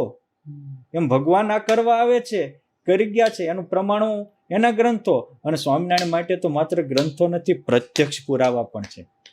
આજે પણ સ્વામિનારાયણ સંપ્રદાયમાં એવી સેંકડો ઘટનાઓ ઘટે છે. હજી થોડા દિવસો પહેલા જ ધીરુભાઈ કોટડિયાના પિતાશ્રી વલ્લભભાઈ એ ભગવાનનો પાઠ, વંદુના પાઠ કરતા કરતા ધામમાં ગયા. રાકેશભાઈ દુધાત એમના માતુશ્રી એ વંદુ સહજાનંદના પાઠ કરી, ગોપાળાનંદ સ્વામી પ્રકરણ બોલીને પાછા પાઠ કરાવ્યા અને કહે છે કે આ મહારાજ મને તેડવા આવ્યા છે. આની તો રેકોર્ડિંગ હોય થયેલા છે. અરે રાજકોટ ગુરુકુળમાં ભંડારી સ્વામી હતા, આજીવન વિદ્યાર્થીઓને જમાડવાની સેવા કરતા હતા. એ કે મને ભીમ એકાદશીને દિવસે ભગવાન તેડવા આવવાના છે, માટે તે દિવસે મારે બધાને બાળકોને જમાડીને ધામમાં જવું છે. 70 મણ કેરીનો રસ કઢાવ્યો ને બધા વિદ્યાર્થીઓને અને સંતોને પોતાના હાથે જમાડ્યા અને કે હું 4 વાગે ધામમાં જઈશ. અને હવને કઈ ધામમાં ગયા. હજી ગયા વર્ષે તે સદવિદ્યા મેગેઝિન સંભાળનારા લક્ષ્મી નારાયણ સ્વામી હતા. એ પણ એમના સંતોએ કીધું કાંઈ આવું તો કે ના મારે તો કાલે ધામમાં જવું છે. આગલે દિવસે બધું જ રસિક સ્વામીને સોંપી બીજે દિવસે પ્રાર્થના કરતા કરતા ભગવાનના ધામમાં ગયા. અમારે ભજન સ્વામી હતા, વિદેશની ધરતી ઉપર એક્સિડન્ટ થયું અને હોસ્પિટલમાં એડમિટ હતા. ત્યાંથી બોલ્યા કે આ પુરુષોત્તમ નારાયણ મને તેડવા આવ્યા, હું ધામમાં જાઉં છું. એટલે આવા તો તે દિવસે તો હતા, વચ્ચે હતા. આજે પણ એવા અનેક પુરાવાના અમે સાક્ષી બનેલા છીએ. આનાથી મોટા પુરાવા શું હોઈ શકે? રાઈટ છે. એટલે આજે પણ અને સંપ્રદાયમાં અનુયાયી હોય એને સાચા નિષ્ઠાવાન હોવા જોઈએ, એને આ પરમાત્મા અનુભૂતિ આપે છે. એટલે એ મને પ્રત્યક્ષ પુરાવાઓ છે. ઓકે સ્વામી, ઘણા લોકો એમ કહે છે કે વૈકુંઠ ધામ અને અક્ષરધામ બંને એક જ છે, તો ખરેખર એક છે કે અલગ છે? જો દર્શક મિત્રો, પાર્થભાઈ, એક જ હોય તો એક નામથી સંબોધાય, અનેક હોય તો અનેક નામથી સંબોધાય. યસ. અને વૈકુંઠ ધામની વસ્તુ નથી, ઘણા ધામો છે. જેમ કે બદ્રિકાશ્રમ છે, શ્વેતદીપ છે, કૈલાસ છે, સત્યલોક છે, ઇન્દ્રલોક છે, ગોલોક છે, બ્રહ્મપુર કહેતા અક્ષરધામ છે, બધા જ લોકો છે. અને દરેક ધામો છે. અને ગ્રંથોમાં જ્યારે વાત આવે ત્યારે ગોલોક, વૈકુંઠ, શ્વેતદીપ, બદ્રિકાશ્રમ, બ્રહ્મપુર આમ બધા જ ધામ આવે. જો એક જ હોય તો એક વ્યક્તિને સંબોધવું હોય તો હું તમને તમારા કદાચ 2 નામ હોય તો એક નામે જ સંબોધવું, એક હારે તમને 5 નામે જ ન સંબોધવું. એ 5 નામેથી સંબોધ્યા છે એનો જ અર્થ થાય 5 અલગ અલગ છે. રાઈટ. બીજી બાબત કે મેં કે તમે તો કઈ ધામ જોયા નથી, બરાબર છે. યસ, તો જોયા નથી એની આપણે કાં તો ચર્ચા જ ન કરાય, અને કાં તો ચર્ચા કરવી હોય તો જેને જોયા છે એનામાં વિશ્વાસ રાખીને કરાય. તો કોને જોયા છે? તો ભગવાન વ્યાસે જોયા છે, કેમ જે ભગવાનનો અવતાર હતા. તો એને બ્રહ્મવૈવર્ત પુરાણમાં લખ્યું છે કે વૈકુંઠ ધામ છે, ગોલોક ધામ છે. તો લખ્યું છે કે ગોલોક ધામ કેવું છે, તો એવું લખ્યું સ્પષ્ટ કે એક વિરજા નદી છે, એની ચારે બાજુ વહે છે. એક મોટો સત્સૃંગ નામનો પર્વત છે, એ કરોડો યોજનના વિસ્તારમાં છે. એમાં 1,00,000 યોજન ઉપર એનું શિખર છે. ત્યાં ભગવાનનું ગોલોક ધામ છે. એમાં મોટું રાસ મંડળ ચાલે છે, એક બાજુ વાવ છે, બગીચાઓ, બહુ વિસ્તારથી વર્ણન છે, મારે લાંબુ નથી કરવું. અને એ ગોલોક ધામથી 50 કરોડ યોજન જમણા પડખે વૈકુંઠ ધામ છે, ડાબા પડખે એટલું જ નીચે કૈલાસ ધામ છે. આવું પણ ભગવાન વ્યાસજીએ લખ્યું છે. કોઈને ન મનાતો હોય બ્રહ્મવૈવર્ત પુરાણમાંથી જોઈ લે. ઓકે, આ ચર્ચાનો વિષય નથી. મેં પહેલા કહ્યું છે કે આ ઉપાસનાનો વિષય છે ને અમુક વસ્તુ ચર્ચાથી ને ઉપાસનાથી એનું સમાધાન થતું હોય. આ બધા કેટલા વિસ્તારમાં છે, એમાં શું શું છે, એ બધી જ વિસ્તારથી વાત છે. એક પોઈન્ટ. હવે પોઈન્ટ 2 કે જ્યારે આ ધામનું વર્ણન આવ્યું એ જ ભગવાને અક્ષરધામનું પણ વર્ણન કર્યું છે.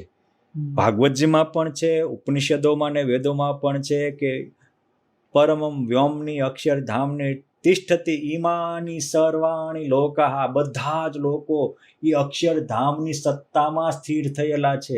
અને અક્ષરધામનું વર્ણન આવે ત્યારે એવું આવે કે અક્ષરધામના એક રોમના છિદ્રમાં અનંત કોટી બ્રહ્માંડો પરમાણુની પેઠે ઉડતા ફરે છે.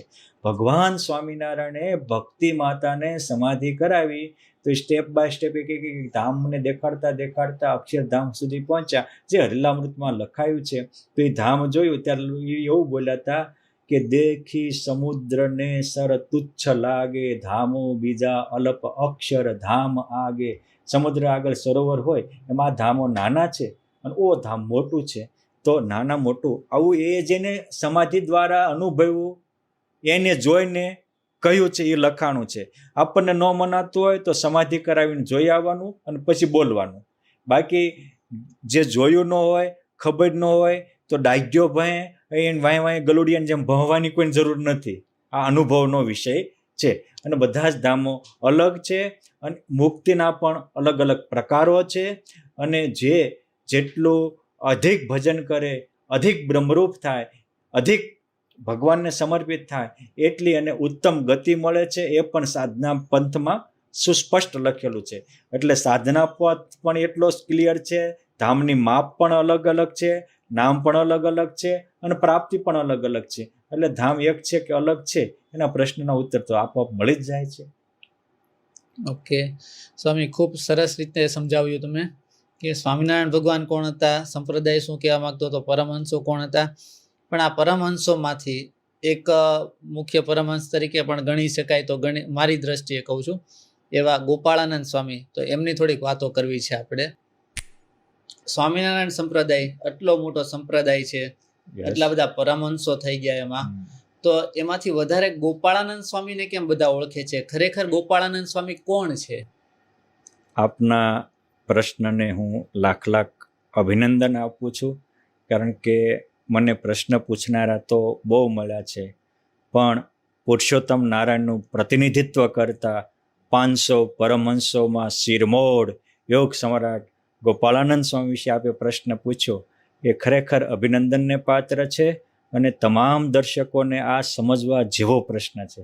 માટે પહેલાં તો સર્વ કારણ દેવોના દેવ, ઈશ્વરોના ઈશ્વર, સર્વ અવતારી, સર્વ કરતા, સર્વ પ્રકાશક પુરુષોત્તમ નારાયણ શ્રી સ્વામિનારાયણ ભગવાનના શ્રી ચરણોમાં વંદન કરું છું. અમારા આદિગુરુ યોગ સમ્રાટ ગોપાળાનંદ સ્વામી તેમજ જે કોઈ પરોક્ષ ને પ્રત્યક્ષ સર્વે મુક્તોના પાવન ચરણોમાં વંદન કરી અને આપણે ગોપાળાનંદ સ્વામીના જીવનમાં વિશે થોડો પ્રવેશ કરીએ. મારી દ્રષ્ટિએ યોગ સમ્રાટ ગોપાળાનંદ સ્વામી એટલે પુરુષોત્તમ નારાયણનું પ્રતિનિધિત્વ કરતા પરમહંસ. યોગ સમ્રાટ ગોપાળાનંદ સ્વામી એટલે અનેક મુમુક્ષોને ભવસાગર પાર કરવાનું જહાજ સમાન સંત. યોગ સમ્રાટ ગોપાળાનંદ સ્વામી એટલે જેમ ખારા સમુદ્રમાં મીઠી હોય, વીરડી હોય, એમાં આધિ વ્યાધિ ઉપાધિ ત્રિવિધ તાપથી બળતા જળતા તમામ આત્માઓને ઠરવાનું ઠામ જેવા સંત. યોગ સમ્રાટ ગોપાળાનંદ સ્વામી એટલે પળવારમાં પાપીને પાવન કરે, મુમુક્ષુને મુક્ત બનાવે અને મુક્તને અનાદિ મુક્તની સ્થિતિએ પહોંચાડે એવા પરમહંસ. અને મેં તો સ્વામિનારાયણ સંપ્રદાયના પાર્થભાઈ હજારોની સંખ્યામાં સદગ્રંથોનું અધ્યયન કર્યું છે, પરંતુ આપે કહ્યું કે ગોપાળાનંદ સ્વામીને કેમ મુખ્ય છે. એ મુખ્ય હતા એટલે મુખ્ય છે. પોઈન્ટ 1. પોઈન્ટ 2 કે તમામ નંદ સંતોએ ગ્રંથોમાં ભગવાન સ્વામિનારાયણ પછી બીજા કોઈનું વિશેષતા લખ્યું હોય તો એ ગોપાળાનંદ સ્વામીનું છે. ગોપાળાનંદ સ્વામી માટે કોઈ જે સમુદ્રને જે સીમા છે, આકાશને સીમા નથી. ગોપાળાનંદ સ્વામી સીમાડા બહારના સંત હતા. એ અમદાવાદ દેશમાં જન્મ્યા અને વડતાલ દેશને કર્મભૂમિ બનાવી, એટલે આખા સંપ્રદાયને માન્ય એ સંત હતા. પોઈન્ટ 2 કે જે રીતે ભગવાન સ્વામિનારાયણ ચપટી વગાડતા બીજાને સમાધિ કરાવતા, એમ ગોપાળાનંદ સ્વામી પણ ચપટી વગાડતા સમાધિ કરાવી શકતા હતા. અને એ ગોપાળાનંદ સ્વામી માટે આમ કહીએ તો જેટલું કહીએ એટલું ઓછું છે. તેમ છતાંય શું કામ એવું છે, એવો જ્યારે તમે પ્રશ્ન પૂછો ત્યારે હું બોલું એની કરતાં એના ચેલા બોલે, એની કરતાં એના ગુરુભાઈઓ બોલે, એની ભેગા રહેનારા બોલે, એ સૌથી સર્વોત્તમ બેટર ગણાય છે. ગોપાળાનંદ સ્વામી માટે લખ્યું કે કૃષ્ણાનંદ સ્વામી એની હારે રહેનારા કે આ ગોપાળાનંદ સ્વામી કેવા હતા, તો કે છે મહિમા જાણે મહારાજનો સર્વોપરી સુખ કંદ, અપાર ગુણે ઓપતા એવા યોગી ગોપાળાનંદ. કેટલા ગુણે ઓપતા હતા? અપાર ગુણે. સ્વામી વિદ્વત્તાની પણ સીમા હતા, પ્રસ્થાંતરય ઉપર ભાષ્ય કરનારા હતા. યોગીઓ તો અનેક થયા, પણ હજી જન્મા હોય એના 6ઠ્ઠા દિવસે જ યોગેશ્વર્ય દેખાડે એવો યોગી દેખાડો મને એક. હજી સ્વામિનારાયણ ભગવાન પહેલા 61મા દિવસે ધરતી ઉપર એને અવતરણ ધારણ કર્યું, તો ગોપાળાનંદ સ્વામી સંવત 1837 મહાસુદ અષ્ટમીએ જન્મા. ભગવાન સ્વામિનારાયણ પછી એક્ઝેક્ટ 61 દિવસે ચૈત્ર સુદ 9મે અવની ઉપર અવતરણ કર્યું. માત્ર 61 દિવસનો જ ફેર, પણ એ ન્યા જન્મે ત્યાં 61 દિવસના બાળ એમ કે આજે છપૈયામાં અનંતકોટી બ્રહ્માંડનો નાથ જન્મા છે. લ્યો હાકર વેચો. બાળુલાને બોલાવીને 2 વર્ષનો બાળક આમ કોઠીમાંથી ગોળ ભાંગે, હજી 5 ફૂટની કોઠી આજે પણ ટોરડા જાવ તો વિદ્યમાન છે, એનામાંથી હાથ લાંબો કરે અને 5 કિલોનું ભેલું આમ કરે ત્યાં ગોળની કાંકરીઓ થઈ જાય, બધા બાળકોના હાથમાં આવે. આ કયું ઐશ્વર્ય છે? આ ગોપાળાનંદ સ્વામીને એટલે લખ્યું કે જેમ કૃષ્ણ ભગવાનના જન્મ વખતે વ્યાસ ભગવાનની કલમ ચાલી, જેમ રામ ભગવાનના જન્મ વખતે મહર્ષિ વાલ્મીકીની કલમ ચાલી, એમ ગોપાળાનંદ સ્વામી પાછું આટલું હોવા છતાં એ પોતે ગુપ્ત રહીને રહેવા માંગતા હતા. તોય ભગવાન સ્વામિનારાયણે નિષ્કુળાનંદ સ્વામીને કીધું કે તમે યોગીનું એક પ્રકરણ લખો. સ્વામિનારાયણ ભગવાન વખતે 3000 પરમહંસો હતા પાર્થભાઈ. કેટલા? એમાં 2400 જેટલા પરમહંસો હતા, 300 જેટલા બ્રહ્મચારીઓ હતા, 400 જેટલા પાર્ષદો હતા. આમ તો 3200ની સંખ્યા હતી. આટલો ત્યાગીનો સમુદાય હતો. પણ એ બધામાં કોઈ એક વિશે ભગવાન સ્વામિનારાયણે પ્રકરણ લખાયું હોય તો એ માત્ર ને માત્ર હતા યોગીરાજ ગોપાળાનંદ સ્વામી. અને જ્યારે નિષ્કુળાનંદ સ્વામી લખવાનું તૈયાર થયા હતા કે મારું ન લખતા, ભગવાન લખાવે છે. માણસને તો પોતાના વખાણ આવતા હોય ને તો આમ કાન એની માટે તરસતા હોય. કોઈક 2 વાંસ વખાણ કરતા હોય તો મારા લાખ રૂપિયાનું દાન દેતા અચકાતો નથી. ખુદ પુરુષોત્તમ એના પ્રશંસાનો પત્ર લખાવે છે કે મારું ન લખતા. આ એની વિશેષતા હતી. એને સત્કર્મ કરે ઓર ચૂપ રહે જિજ્ઞાસુ કે ઘટ મેં જ્ઞાન ભરે. એ હતા યોગ સમ્રાટ ગોપાળાનંદ સ્વામી. અને નિષ્કુળાનંદ સ્વામીએ લખ્યું તો એવી કલમ હાકી સ્વામી કે અનુપમયી ડર દેશમાં ધન ધન અટોડલા ગામ, ધન ધન દ્વિજની જાતિને જ્યાં ઉપન્યા ભક્ત અકામ. એ યોગી પૂર્વ જન્મના જને વાલા સંગે અતિવાલ, પ્રભુ સંગાથે પ્રગટ્યા ખરા ભક્ત નામ ખુશાલ. અકામ એ નિષ્કામી ને નારાયણ વશ વર્તે. નિષ્કામી નર તે નારાયણ રૂપ છે, એ નારાયણ રૂપ હતા એટલે એને સૌથી વધારે માનવામાં આવે છે. અને જેમ ભગવાનનું મેં આખો દેશને ધન્યવાદ એ આખી જ્ઞાતિને ધન્યવાદ, એ આખા ઇલાકાને ધન્યવાદ. હું કામ? એક અકામ ભક્ત જન્મા. અને પાછા જન્મા ક્યારે? તો કે પ્રભુ સંગાથે પ્રગટ્યા. આપણને એમ થાય કે એક છપૈયામાં જન્મા, એક ટોરડામાં જન્મા, એક મહાસુદ આઠમે જન્મા, એક ચૈત્ર સુદ નવમીએ જન્મા. દેશ જુદો છે, કાળ જુદો છે, છતાં સંગાથે કેમ? તો કે બાપ જેમ કમળ સરોવરમાં રહે છે અને સૂર્ય કે ચંદ્ર આકાશમાં રહે છે. આપણા કવિઓએ લખ્યું છે કે કમુદી બચે જલ હર મેં और चंद बसे आकाश, झाको जिनके प्रीति है सो है उनकी पास. એ આકાશમાં ચંદ્ર ખીલે અને આ કમળ ખીલે. શું કામ? એને એમાં પ્રીતિ છે. એમ પુરુષોત્તમ સાથે એકાત્મતા હતી એટલે એની હારે પ્રગટ્યા એવું લખ્યું છે. માટે ગોપાળાનંદ સ્વામી શું હતા? તો કે આ હાચા ત્યાં સુધી કૃષ્ણાનંદ સ્વામીએ તો લખ્યું કે અપાર ગુણ યોગતા. એટલે ગોપાળાનંદ સ્વામી ક્ષમાનો સાગર હતા, પ્રેમનો સાગર હતા, ભક્તિનો સાગર હતા, વૈરાગ્યનો સાગર હતા, કરુણા અને દયાનો સાગર હતા, સામર્થ્યનો સાગર હતા, ઉદારતાનો સાગર હતા. અપાર એક કયો ગુણ છે કે જે ગોપાળાનંદ સ્વામી ન હોય? અને તોય તે પાછું લખ્યું કે કેવા છે? તો કે આ ગોપાળાનંદ સ્વામી એ ઐશ્વર્ય સામર્થ્ય શું કહું, એનું જગમાં જડે નહીં જોડ. એવા તો એક ગોપાળાનંદ સ્વામી હતા, સંત અજોડ. એ અજોડ સંત હતા. અને સ્વામીએ તો ત્યાં સુધી લખ્યું કે ચાંદો સુપાય સૂર્યથી. એમ કવિ કહે કૃષ્ણાનંદ. આગળ લખ્યું કે અવતાર સમ અવતારીના સ્વામી છે સુખકંદ. અવતાર જેટલા દૈવતવાળા અવતારીના સ્વામી સુખકંદ છે. અને જેમ સૂર્યોદય થતા ચાંદો ઢકાય છે એમ પુરુષોત્તમ નારાયણ પ્રગટ્યા એટલે ઢકાણા. બાકી અવતાર સમ દૈવત વાળા હતા એવું એની હારે રહેલા એ અનુભવીને લખ્યું છે, કઈને નહીં.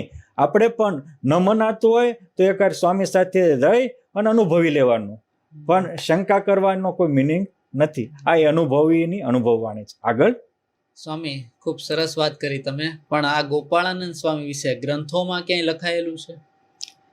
હા, ગોપાળાનંદ સ્વામી વિશે મેં હમણાં જ કહ્યું કે સ્વામિનારાયણ ભગવાન પછી કોઈનું સૌથી વધારે કોઈ સંતનું પ્રસંગો લખાણા હોય તો એ ગોપાળાનંદ સ્વામી વિશે લખાણા છે. પછી એ ગ્રંથ સત્સંગી જીવન હોય કે હરિલીલામૃત હોય, સત્સંગી ભૂષણ હોય કે ઘનશ્યામ લીલામૃત હોય, હરિવાક્ય સુધા સિંધુ હોય કે શ્રી હરિ સુધાકર હોય, કોઈ ગ્રંથ એવો નથી કે એમાં ગોપાળાનંદ સ્વામીનું ભગવાન સ્વામિનારાયણ પછી બીજા નંબરે ન લખાણું હોય. અને એટલે તો આપણે કહેતા મને આનંદ થાય છે કે યોગ સમ્રાટ ગોપાળાનંદ સ્વામીનું હું જ્યારે સપ્રમાણ લખવા માંડ્યો, સ્વામીશ્રીના જીવન લખવામાં 500 પરમહંસોના અંતર્ગત મેં રાખ્યું તો સૌથી ગોપાળાનંદ સ્વામીનું છેલ્લે લખવું. પરંતુ લખવા માંડ્યો ત્યારે મારા દિલમાં એવું હતું કે કદાચ 1000 પેજ લખાશે. પરંતુ એટલું બધું સ્વામિનારાયણ સંપ્રદાયના સદગ્રંથોમાં યોગ સમ્રાટ ગોપાળાનંદ સ્વામી વિશે લખાણું છે કે એના મારે 2200 પેજ થયા. અને આનંદની વાત એ છે કે લગભગ આ જળજીણી એકાદશી એ 3 ભાગ વિમોચન પણ થશે. તમને સપ્રમાણ બધું જ ગોપાળાનંદ સ્વામી વિશે શું છે એ મળી જશે. ઓકે સ્વામી, પણ ગોપાળાનંદ સ્વામીની ખાસ વિશેષતાઓ શું છે? હા, તમે જો વિશેષતાઓની વાત કરતા હો તો વિશેષતા હું તમને 5-6 વિશેષતાઓ જે ઉડીને આંખે વળગે છે એવી કહું. પોઈન્ટ 1 કે ગોપાળાનંદ સ્વામી જેમ ભગવાન માટે લખાણું કે જે ઉત્પત્તિ તથા સ્થિતિ લય કરે, બ્રહ્માંડ કોટી ફરે, જેના રોમ સુચિદ્રમાં બ્રહ્માંડ કોટી ફરે, સેમ એમની હારે રહેનારા સંતોએ લખ્યું કે ગોપાળાનંદ સ્વામીની રૂવાડામાં બ્રહ્માંડો ફરતા હતા. જેના રોમ સુચિદ્રમાં અણુસમા બ્રહ્માંડ કોટી ફરે, જે વ્યાપી જડ જીવ ઈશ્વર મહી રહે છે પ્રકાશી ફરે. પણ આપણને એમ થાય આવા બ્રહ્માંડો એના રૂવાડામાં ઉડતા ફરે એવી દૈવત એમાં આવ્યું ક્યાંથી? આ તો પરમાત્માનું દૈવત છે, પરમાત્માની શક્તિ ને સામર્થ્ય છે. તો કે છે કે એ દૈવત આવ્યું એનું કારણ જે નારાયણ મૂર્તિમાં મળી રહે, સાથે રહે નેમથી, તે ગોપાળ મુનિન્દ્ર યોગી વરને પાયે પડું પ્રેમથી. જેમ પુષ્પમાં સુગંધ રહે, શેરડીમાં રસ રહે, એમ પુરુષોત્તમ નારાયણમાં ગોપાળાનંદ સ્વામી મળી રહીને રસ બસ રહેતા હતા. એટલે જેમ દેહાભિમાની દેહરૂપ હતા, એમ ગોપાળાનંદ સ્વામી પુરુષોત્તમ રૂપ હતા. એટલે પુરુષોત્તમનું દૈવત એમાં આવતું. વિશેષતા એક. વિશેષતા બે, કે ગોપાળાનંદ સ્વામી, આમ તો સંપ્રદાયમાં ઘણા સંતો થયા. સચ્ચિદાનંદ સ્વામી એકવાર વરસાદ વરસાવ્યો, સ્વામિનારાયણ ભગવાનને કહ્યું કે આ તો બીજા ભગવાન થયા લાગે છે, બે ભગવાન એક જગ્યાએ ન પહોંચે, કાં સચ્ચિદાનંદ રાખો ને કાં મને રાખો. 16 વર્ષના બોટાદના ભગા દોશી વ્યાપકાનંદ સ્વામીએ બોટાદના અમીર ખાચરની ઘોડી જીવતી કરી અને મહારાજને ખબર પડી તો ખીજાણા, કાં તો રાયબામાં બીજો થાળ કરજો. એક મળદું બેઠું કર્યું કે એક વરસાદ વરસાયો તો ભગવાન એ પરમહંસોને રોક્યા છે, ના તાકાત હતી પણ વાપરવા દીધી નથી. પણ યોગ સમ્રાટ ગોપાળાનંદ સ્વામી એવા હતા કે સ્વામીના જીવનમાં 36 વાર સ્વામીએ વરસાદ કર્યો છે. કેટલી વાર? 36 વાર. કાલા ઉનાળે વરસાદ વરસાયો છે. અરે બોટાદથી ગઢપુર જતા હોય ને એક પરમહંસ પૂછે કે સ્વામી, લોકો એવું કહે છે કે તમારા વચ્ચે વરસાદ થતી ક્યાં મશી, આમ આકાશ સામે જોવે ને ત્યાં વરસાદ સાંભળેલા ધારે વરસવા મળે. અરે સંતો કે મારા સ્વામી આ બધા પુસ્તકો પલ્લી જાય છે, પૂજા પલ્લી જાય. સ્વામી કે એ તો ઉનાળાનો છે, 1 મિનિટમાં રહી જાય, ત્યાં પાછો રહ્યો જ જાય. એ વરસાદ વરસાવી શકતા હતા અને વરસાદ અટકાવી પણ શકતા હતા. અને એટલે આટલી તાકાત હોવા છતાં અને આવું 36 વાર કર્યો હતા. સ્વામિનારાયણ ભગવાનને ક્યારે એમ કીધું નથી કે સ્વામી તમે કેમ વરસાદ વરસાવો, આ બીજો ભગવાન થયો. સ્વામી પોતાની જીવનમાં 20 વાર મળદા બેઠા કરે છે, એક વાર નહીં, કેટલી વાર? 20 વાર. હા, પૂર્વાશ્રમમાં હતા અને વાઘ બ્રાહ્મણોને 2 ને મારી નાખે, 2 ગાયોને મારે. સ્વામી ચપટી વગાડતા બ્રાહ્મણોને ગાયોને જીવતી કરીને વાઘને વશ કરીને ભગત બનાવે. હિંસક પ્રાણીઓને તે વશ કરે. આ તાકાત હતી ગોપાળાનંદ સ્વામીની. છતાં એ નહોતા ભગવાન એને કાંઈ કહેતાનું કારણ એ હતું કે એ ભગવાનની મરજીના મરજીવા બનીને રહેતા હતા. આપણને આપણો દેહ છે એ ક્યારેક માંદો પડી જાય તો આપણે દેહને વઢવા માંડવી છે. જે શરીરી ભાવ છે, સ્વામી સેવક ભાવ છે, એ ગોપાળાનંદ સ્વામી એનો દસ્તાવેજી પુરાવો છે. જેમ દેહાભિમાની દેહરૂપ રહી ભગવદ રૂપ રહેતા અને ભગવાનની મરજીમાં શ્વાસ ભરતા હતા. એટલે ભગવાન આટલું સામર્થ્ય વહાવતા છતાં એને ક્યારેય અહમ આવે એવું નહોતું. એ ભગવાનને ખબર હતી. એ એટલા અહમ શૂન્ય હતા. અર્થાત કરતા હોવા છતાં ભગવાનની પેઠે અકર્તા બનીને ખેલતા હતા. આ ત્રીજો પોઈન્ટ છે. માટે સ્વામીના સદગ્રંથોમાં આટલા ગુણો ગવાયા છે અને આ સ્વામીની વિશેષતાઓ છે. ચોથી વિશેષતા કે યોગ સમ્રાટ ગોપાળાનંદ સ્વામીને ભરૂચમાં સ્વામી મંદિર બંધાવતા હતા અને એક દિવસ રામજી વિપ્ર ભાયાવદરના જે પાછળથી સમાધિનિષ્ઠ સંત મહાપુરુષ દાસજી સ્વામી બન્યા એ સ્વામીનો સમાગમ કરીને એવી સ્થિતિને પામેલા. એ પૂછે છે કે સ્વામી, આમ તો તમારા સામર્થ્યની બહુ વાતો જણાય છે, એકાદી ચપટીક પ્રસાદી પીરસો ને. અને ત્યારે સ્વામીએ 4 વસ્તુ કહી છે જે ગોપાળાનંદ સ્વામીની શું વિશેષતા છે એ સમજવા માટે એ અનુપમ ખજાનો છે. સ્વામી કહે છે કે પોઈન્ટ 1, હા ભલે રામજી, આવી વાત કોઈ દી કરાય નહીં, પણ તે પૂછી છે ને તું મને લાડલો છો એટલે કહું છું.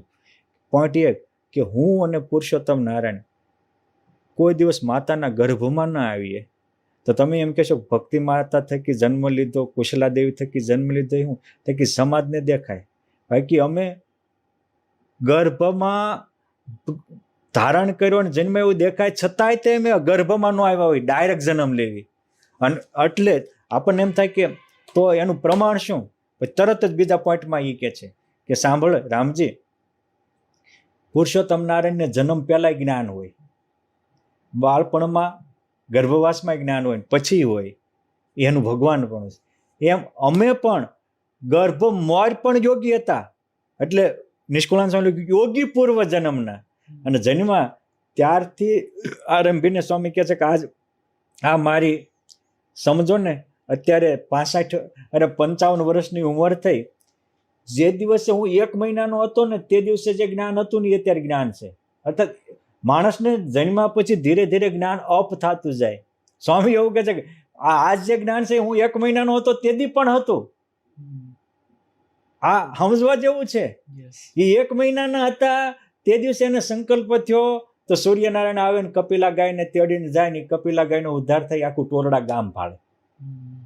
ભગવાનની પેઠે ઐશ્વર્ય પ્રતાપ વહાવતા હતા, કેમ છે ભગવાન સાથે એકાત્મતા અનુભવતા. એટલે 1 મહિનાના હતા તેથી જ્ઞાન હતું. આજે એ પ્રસ્થાનત્રય ઉપર ભાષ્ય રચે છે એવું જ્ઞાન એને 1 મહિનામાં હતું.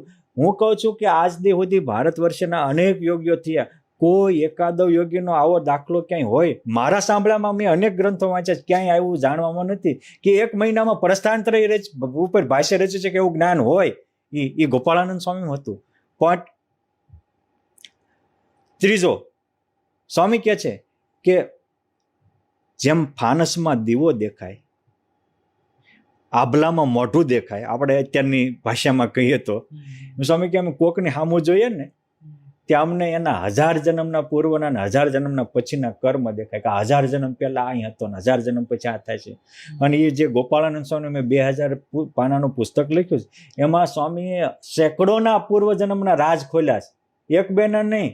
એ રાઠોડ દાદલ કે સ્વામી છોકરો ગાંડો હશે કારણ હું સ્વામી કે પૂર્વજન્મ તારો મજૂર કામ કરાવ્યું ને પૈસા નહોતા આપ્યા એટલે વળતર લેવાયો.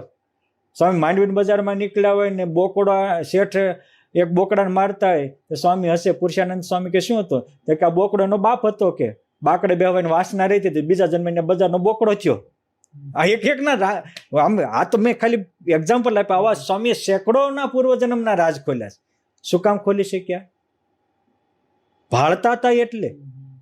અને 5મો પોઈન્ટ સ્વામી કે હું આ લોકોના તો પૂર્વજન્મના ઘાટ સંકલ્પન એનું ગતિવિધિ જાણી શકું, પરંતુ હું તમામ ઈશ્વરોના દેવોના ઘાટ સંકલ્પને જાણું, મુક્તના ઘાટ સંકલ્પને જાણું, અને અક્ષરના ઘાટ સંકલ્પને જાણું, અને પુરુષોત્તમની મરજીને જાણું.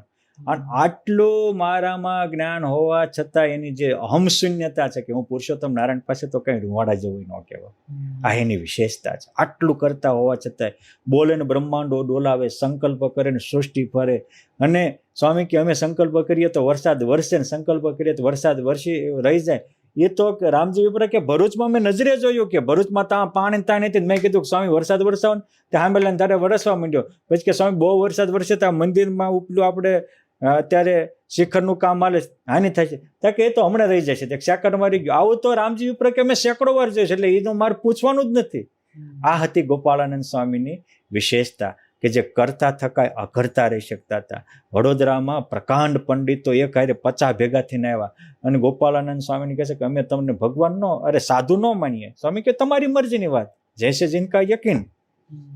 પણ એનું કારણ બતાવજો તો કે હા હું તો કે સાધુ હોય એ ચમત્કાર નો દેખાડે ને ચમત્કાર હોય એ સાધુ નો દેખાડે. અને સારું એ વખતે ગોપાળાનંદ સ્વામી ઘણા જાદુગીરીઓ બહુ માનતા હતા, આ તો પંડિતો હતા ને.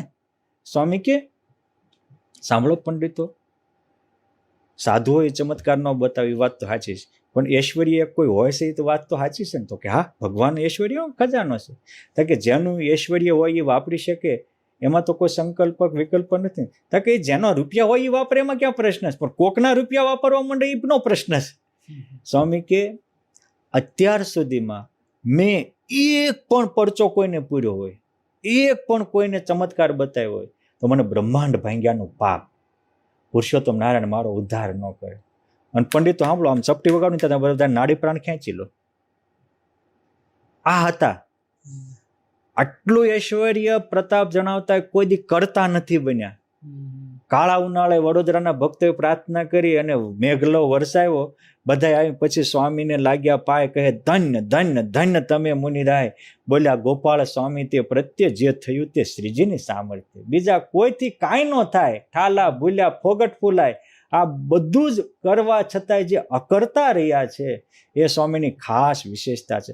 અને પરમહંસો તમે કીધું ને કે સ્વામી બહુ હતા, પણ બધા પરમહંસો માટે લખ્યું છે. પણ સ્વામિનારાયણ ભગવાને પ્રકરણ નખાવ્યું અને એમાં જે નિષ્કુળાનંદ સ્વામી અમુક જે કલમ ચલાવી છે. સ્વામી કે કેવા હતા તો કે જ્યારે જ્યારે જ્યાં જમે ખુશાલ, ત્યારે ત્યારે જમે સંગે લાલ, જમે જન હાથે નાથ નિત્ય. એ તો ખુશાલ ભક્તની પ્રીતિ. અનેક સંતો હશે, મહંતો થયા છે. મેં લગભગ 4000 ઉપરાંત સંતો ભક્તોના જીવન ચરિત્રો વાંચ્યા છે, વાગોળ્યા છે, પરંતુ એ જ્યાં જ્યાં જમવા જાય ત્યાં પરમાત્મા એની ભેગા ભેગા જમવા આવે. એ વડોદરા હોય કે વડતાલ હોય, ગઢડા હોય કે ગોપનાથ હોય, જુનાગઢ હોય કે જામનગર હોય, જ્યાં જ્યાં હોય ત્યાં પુરુષોત્તમ પગલે પગલે જમવા પધારે ને પુરુષોત્તમ પગલે પગલે વાહે ફરે. એવું લખાણું હોય તો એ માત્ર એક યોગ સમ્રાટ ગોપાળાનંદ સ્વામી માટે લખાણું છે. સંકલ્પ તો દરેક માનવીઓ કરે છે અને બધાની એમ હોય છે કે અમારા મનોરથો સફળ થાય. અરે મોટા મોટા સાધુ મહાત્માઓને બહુ શું મનોરથ હોય છે, ઘણા હોય છે કે અમારે મોટા મોટા મઠ થઈ જાય, મોટા મોટા આશ્રમો થઈ જાય ને અમારો દુનિયામાં ડંકો વાગે ને, પણ બધાના મનોરથ પૂરા નથી થતા. સપના રાવણના અધૂરા રહી જાય છે, મરવાનો વારો આવે છે. પણ ગોપાળાનંદ સ્વામી માટે એવું નથી, એ અપવાદ છે. એની માટે લખ્યું કે પછી જેવું ચિંતવે જેવા રે, થાય તેવાનું તેવું જ ત્યારે. અને ખાનગીમાં તો કે ના, એ તો જાણે છે લોક પ્રસિદ્ધ, સૌ કહે મહા મોટા સિદ્ધ. લોક પ્રસિદ્ધ બાબતો છે કે સંકલ્પ કરે તો વરસાદ વરસે, દુકાળ હોય ને આમ કે કાંઈ ખોદો ત્યાં હોનાના સરુઓ નીકળે, ખોદે કાંઈ કંદમૂળ નીકળશે, એક ખાઈને 10 દિવસ ભૂખ ન લાગે. આ બધું જ જગજાહેર બાબતો છે. આ ગોપાળાનંદ સ્વામીની વિશેષતાઓ છે કે જે માત્ર સ્વામી માટે જ લખાયેલી છે. બીજા માટે લખાણી હોય ને સ્વામી માટે લખાણી હોય, વિશેષતા ન કહેવાય. આ વિશેષતા એટલે કહેવાય જે યુનિક છે. મારી દ્રષ્ટિએ અત્યારે આપણે એટલી રાખીએ, બાકી સ્વામીની વિશેષતાનો તો આખા ગ્રંથો લખાય એમ છે, પણ આપણે ટૂંકમાં એટલું વાગોળશો તો તે ઘણું થઈ જશે. આગળ સ્વામી, તમે વાત કરી ગોપાળાનંદ સ્વામીની વિશેષતાઓ વિશે, પણ હજી ગોપાળાનંદ સ્વામીમાં એવું તો શું હતું કે સ્વયં પુરુષોત્તમ સ્વામિનારાયણ ભગવાન એ એમને આધીન રહેતા હતા? ખરેખર પાર્થભાઈ, આ તમારા પ્રશ્નને ખૂબ ખૂબ હું ધન્યવાદ આપું છું. આજ દિવસ સુધી મને આવો પ્રશ્ન પૂછનારો કોઈ મળ્યો નથી. સમજવા જેવું છે. આમ તો સંસારમાં દરેક ભાઈઓને એમ હોય કે બાઈઓ અમારે વશ વર્તે, અને બહેનોને એમ હોય કે ભાઈઓ અમારે વશ વર્તે, પરંતુ કોક વિરલાના હૈયામાં જેવું હોય છે કે ભગવાન મારે વશ વર્તે. અને યોગ સમ્રાટ ગોપાળાનંદ સ્વામી માટે તો ભગવાન એને વશ વર્તે એવું ને હતા જ. તમે કહેશો કે શા માટે હતા? આપણો પ્રશ્ન તો ત્યાં છે. તો એક નિયમ છે કે મોટા ભાગના માણસોને એવું છે કે ભગવાન મને પ્રેમ કરતા નથી, કે ભગવાન મારું સાંભળતા નથી. પણ એ ક્યારેય કોઈ દી એવું નથી વિચારતો કે હું ભગવાનનું કેટલું સાંભળું છું, હું ભગવાનને કેટલો પ્રેમ કરું છું. આ બહુ મહત્વનો મુદ્દો છે. કારણ કે આપણે ભગવાનનું સાંભળતા હોય ને તો ભગવાન આપણું સાંભળવા તૈયાર જ બેઠા છે. અર્જુન કૃષ્ણ ભગવાનનું સાંભળતા હતો તો કૃષ્ણ ભગવાનનું, અર્જુનનું બધું કૃષ્ણ ભગવાન સાંભળવા તૈયાર જ હતા. હનુમાનજી મહારાજ રામનું સાંભળતા હતા તો રામ હનુમાનજી મહારાજનું સાંભળવા તૈયાર જ બેઠા. એમ પહેલું તો ગોપાળાનંદ સ્વામીને વશ ભગવાન વશ રહેતા એનું કારણ હતું કે સ્વામિનારાયણ ભગવાનની આજ્ઞાને એની મરજીના આંખનો ઈશારો પણ ગોપાળાનંદ સ્વામી માટે કાફી હતો. એટલી યાદ હતી. સ્વામી એટલા ભગવાનને આધીન હતા, એટલે ભગવાન એને આધીન હતા.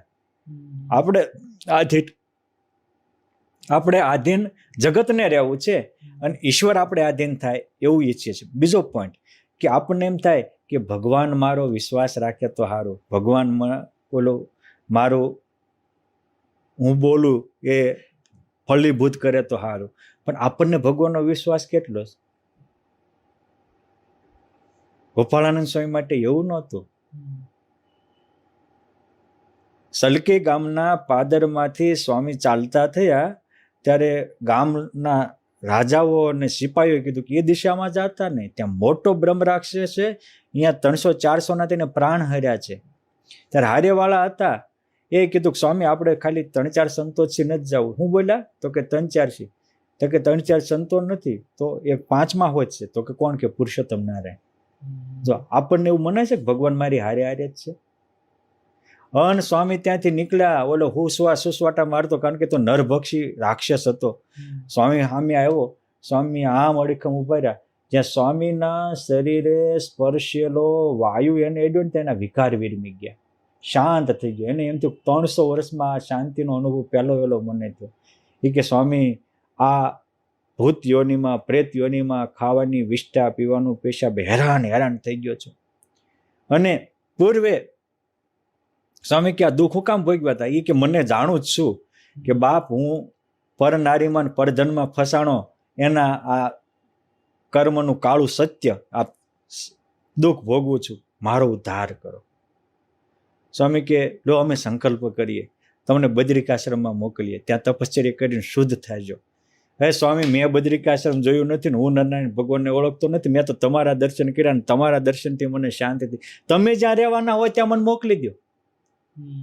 અને એ જ વખતે સ્વામીએ સંકલ્પ કર્યો તો એ 300 બ્રહ્મરાક્ષસોના કર્મ ઉપર કૂચડા વાળી એના કારણ શરીરને બાળી બ્રાહ્મી સ્થિતિને પ્રમાણે અક્ષરધામમાં પહોંચાડ્યા. અક્ષરધામના મુક્તો કે સ્વામી મહારાજ આ ગોપાળાનંદ સ્વામી આવવાને મોકલી દેશે. સ્વામી કે આપણા ઘરે કોઈક મહેમાન આવ્યું હોય અને તમે એને સ્વાગત સન્માન ન કરી શકો તો પાડોશી કરે તો પ્રશ્ન શું છે? મૂળ મહેમાનને ખોટું ન લાગ્યું તો મહત્વની બાબત છે ને. એમ મારે ગમે એ જીવને તારવાના હતા, એની મારી જગ્યાએ ગોપાળાનંદ સ્વામી તારે છે, એમાં તમને વાંધો શું છે? અર્થાત ભગવાનની મરજી બહાર એ ક્યારેય જાતા નહીં. આટલા જીવોને ધામમાં મોકલી દીધા, ભૂતયોનીમાં ભટકતા, તો પુરુષોત્તમની મરજી હતી એટલે પુરુષોત્તમ નારાયણની ફેવર કરી. જો આ ફેવર કરી ને વ્યાપકાનંદ સ્વામીની ફેવર ન કરી, સચ્ચિદાનંદ સ્વામી ન કરી, ગોપાળાનંદ સ્વામીની કરીશ. આટલું હોવા છતાં ગોપાળાનંદ સ્વામી ક્યારેય આટલી સામર્થ્ય હોવા છતાં છલકાણા નથી, ક્યારેય અહંકારની ભાષા બોલ્યા નથી, ક્યારેય વિવેક ચૂક્યા નથી, અને ભગવાનના સંબંધે નાનામાં નાના જીવને પોતાનો માથાનો મુંગટ માનીને જીવ્યા છે. આ એમની વિશેષતાઓ હતી. મુક્તાનંદ સ્વામીને એક પંક્તિમાં લખે છે કે જેવો જેને વહાલા લાગે રશિયો વિહારી, મુક્તાનંદના નાથને તે તેવી લાગે પ્યારી. જેવા ભગવાન આપણને વહાલા લાગે.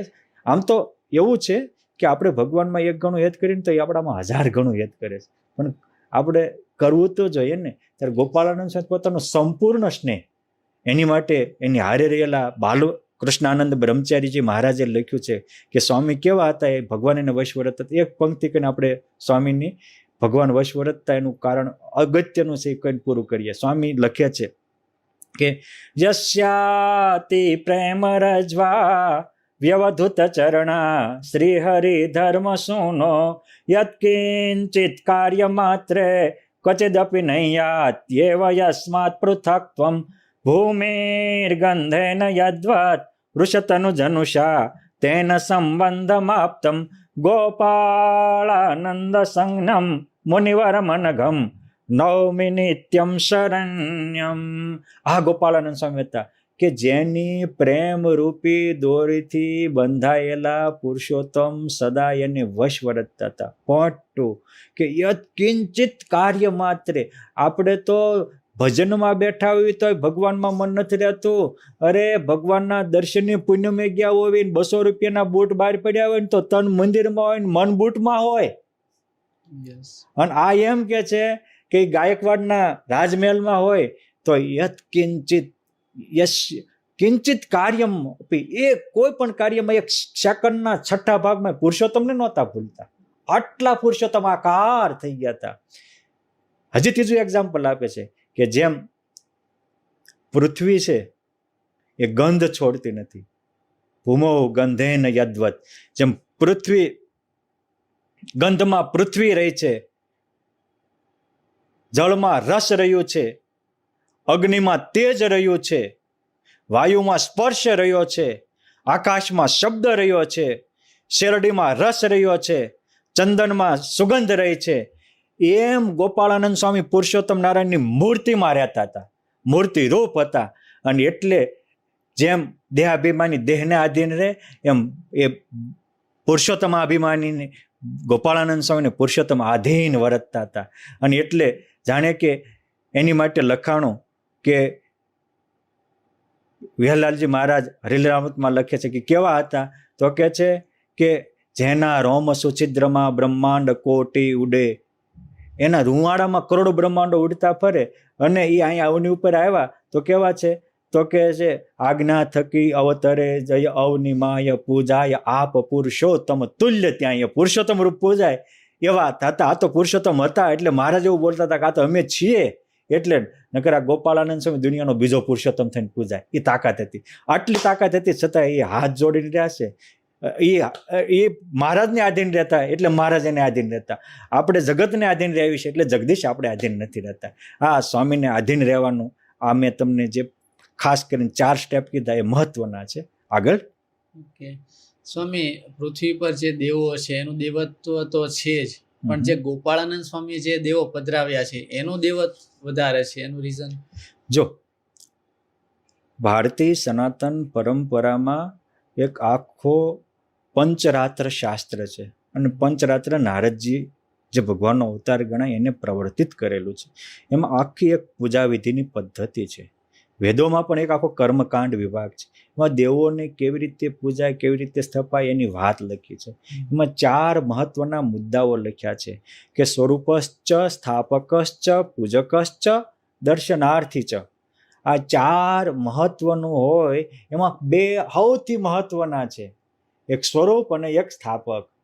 એ જેટલા હવે તમે પાદરમાં પાણો પડ્યો હોય ને સિંદૂર ચોપડીને જય કપી બળવંતા કરો એમ દૈવત ન આવે.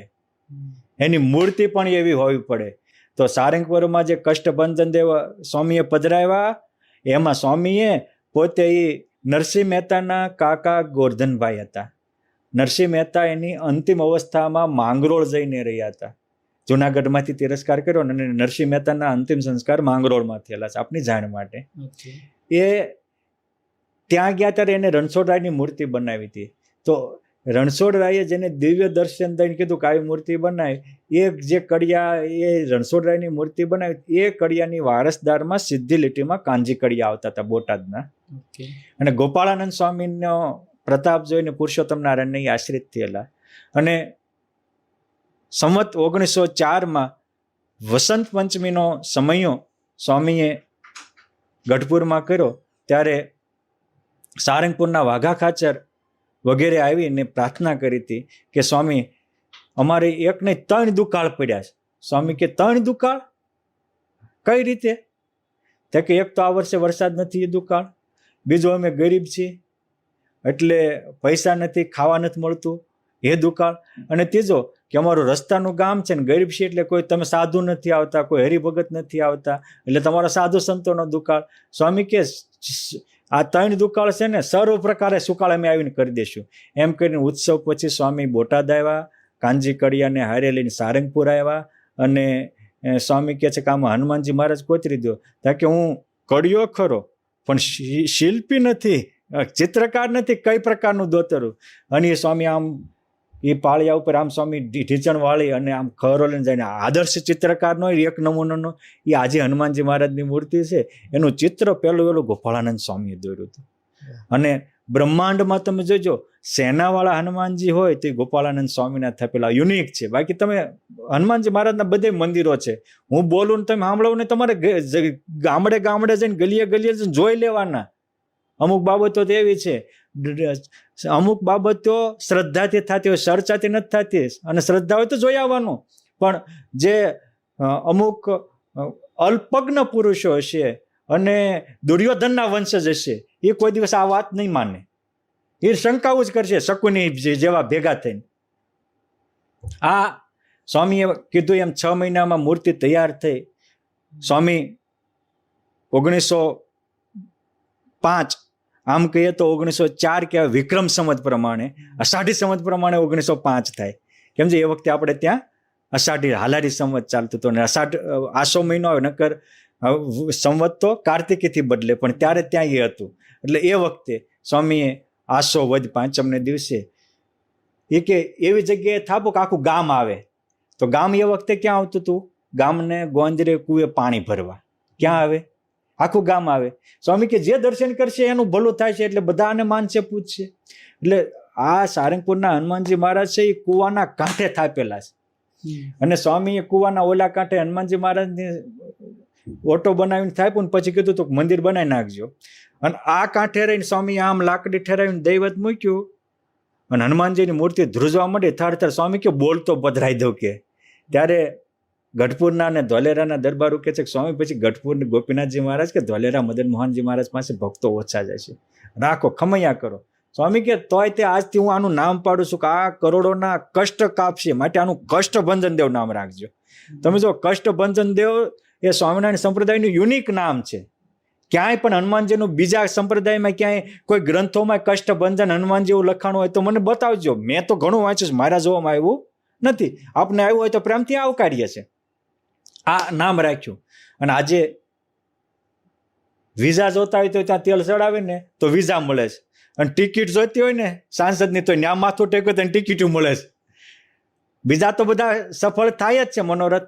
આ સ્વામીએ જે પધરાવેલા દેવ એનું દૈવત એ સ્થાપક એટલા મહાન હતા. બાકી હનુમાન તો ગલીએ ગલીએ ગામડે ગામડે છે, પણ આ જે હનુમાનજી મહારાજનું દૈવત છે એ ગોપાળાનંદ સ્વામીનું છે.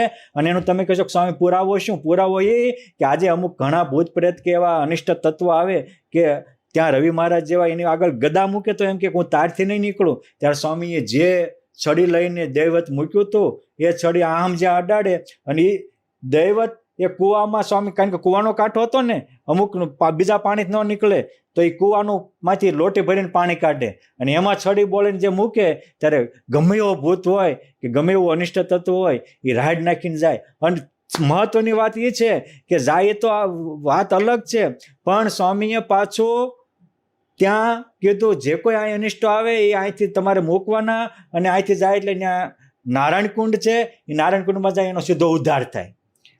નકર એક જીવનો ઉદ્ધાર કરવો એ બહુ ટફ છે. અને સ્વામીએ પધરાવેલા સારંગપુરના દેવ જ પ્રતાપી છે એવું નથી. કોઈ અબજોપતિ હોય અને ઉદાર હોય, કોઈને જરૂર પડે તો હાલતા એ લાખ 2 લાખ 5 લાખ આપતા જાય.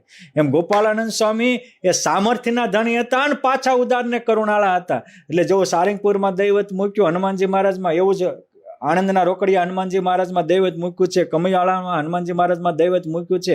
અને કાંઈ હનુમાનજી મહારાજમાં સ્વામી દૈવત મૂકતા એવું છે, સામર્થ્યને ધણી તે ગમે એને રૂપિયા આપી શકે. રૂપિયાવાળો કાંઈ ગરીબને જ આપે એવું થોડું છે. કોઈક ટીચર નહીં આપે, કોઈક હોસ્પિટલમાં હાઈસ્કૂલમાં આપે.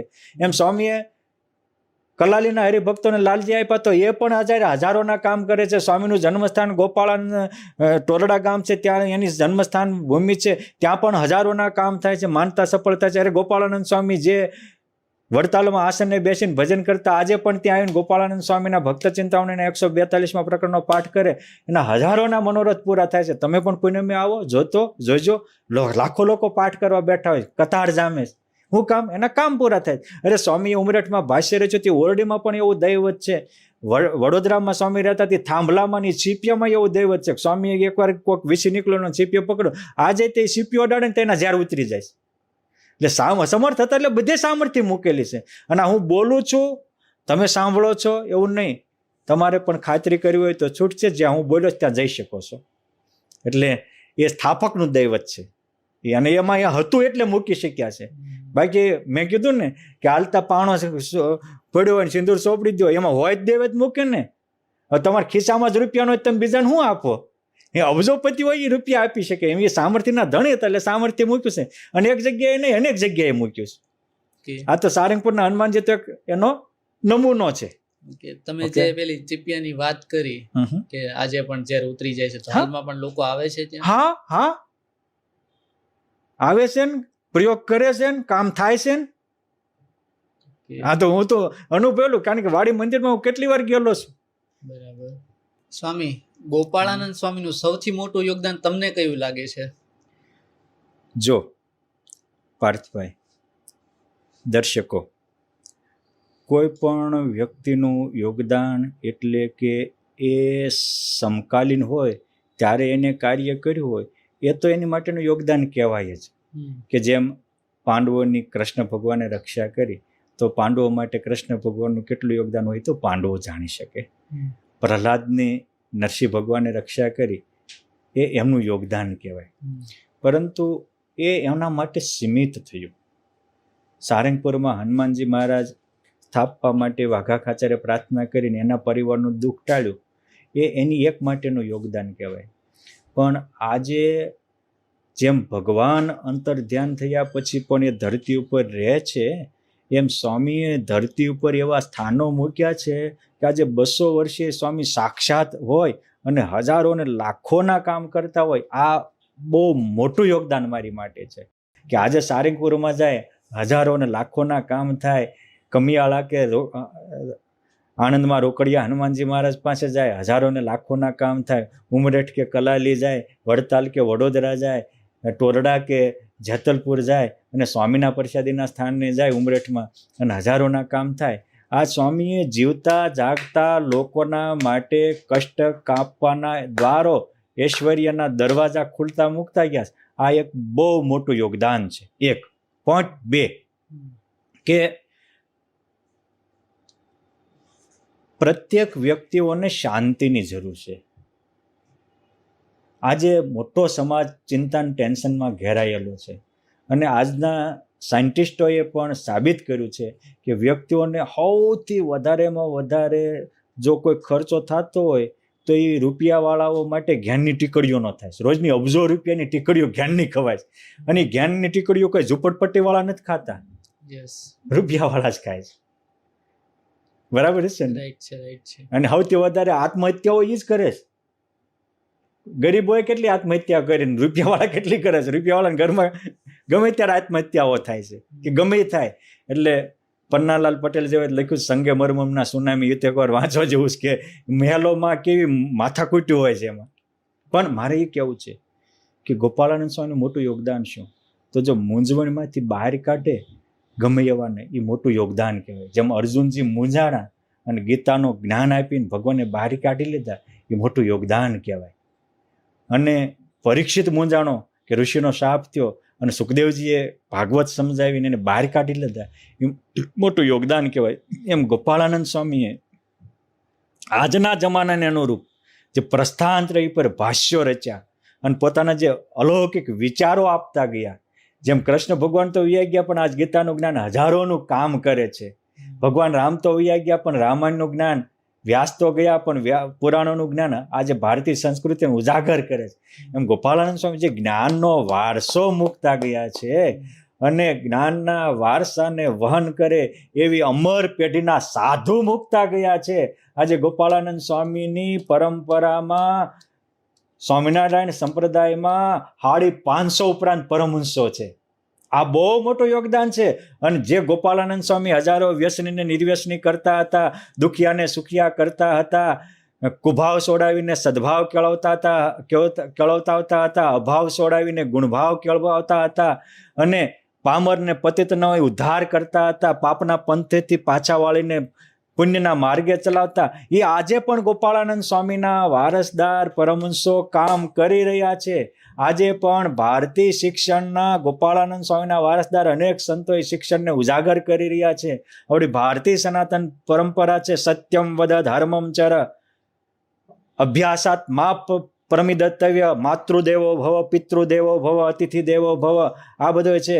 ઓમ સહનાવતુ સહનો ભુનકતુ સહ વીર્યમ કરવા હવે, સાથે મળીને રમીએ, સાથે મળીને જમીએ, સાથે મળીને સારા કાર્ય કરીએ. જે આત્મીયતાનો એક માહોલ ઊભો કર્યો છે ગોપાળાનંદ સ્વામીએ, અને એ પરંપરા એવા એને આપેલા જ્ઞાન દ્વારા એ પરંપરામાં આજે પણ ભગવાનનો જે સાક્ષાત્કાર થાય છે, સારા સંસ્કારોથી યોગ્ય સંસ્કારી સમાજનું નિર્માણ થાય છે. આ ગોપાળાનંદ સ્વામીનું બહુ મોટું યોગદાન છે. અને છેલ્લું, અને મારી દ્રષ્ટિએ સૌથી પહેલું ગણી શકાય એવું, કે પ્રત્યેક મનુષ્યનો જન્મ આત્મામાં પરમાત્માના સાક્ષાત્કાર માટે થાય છે.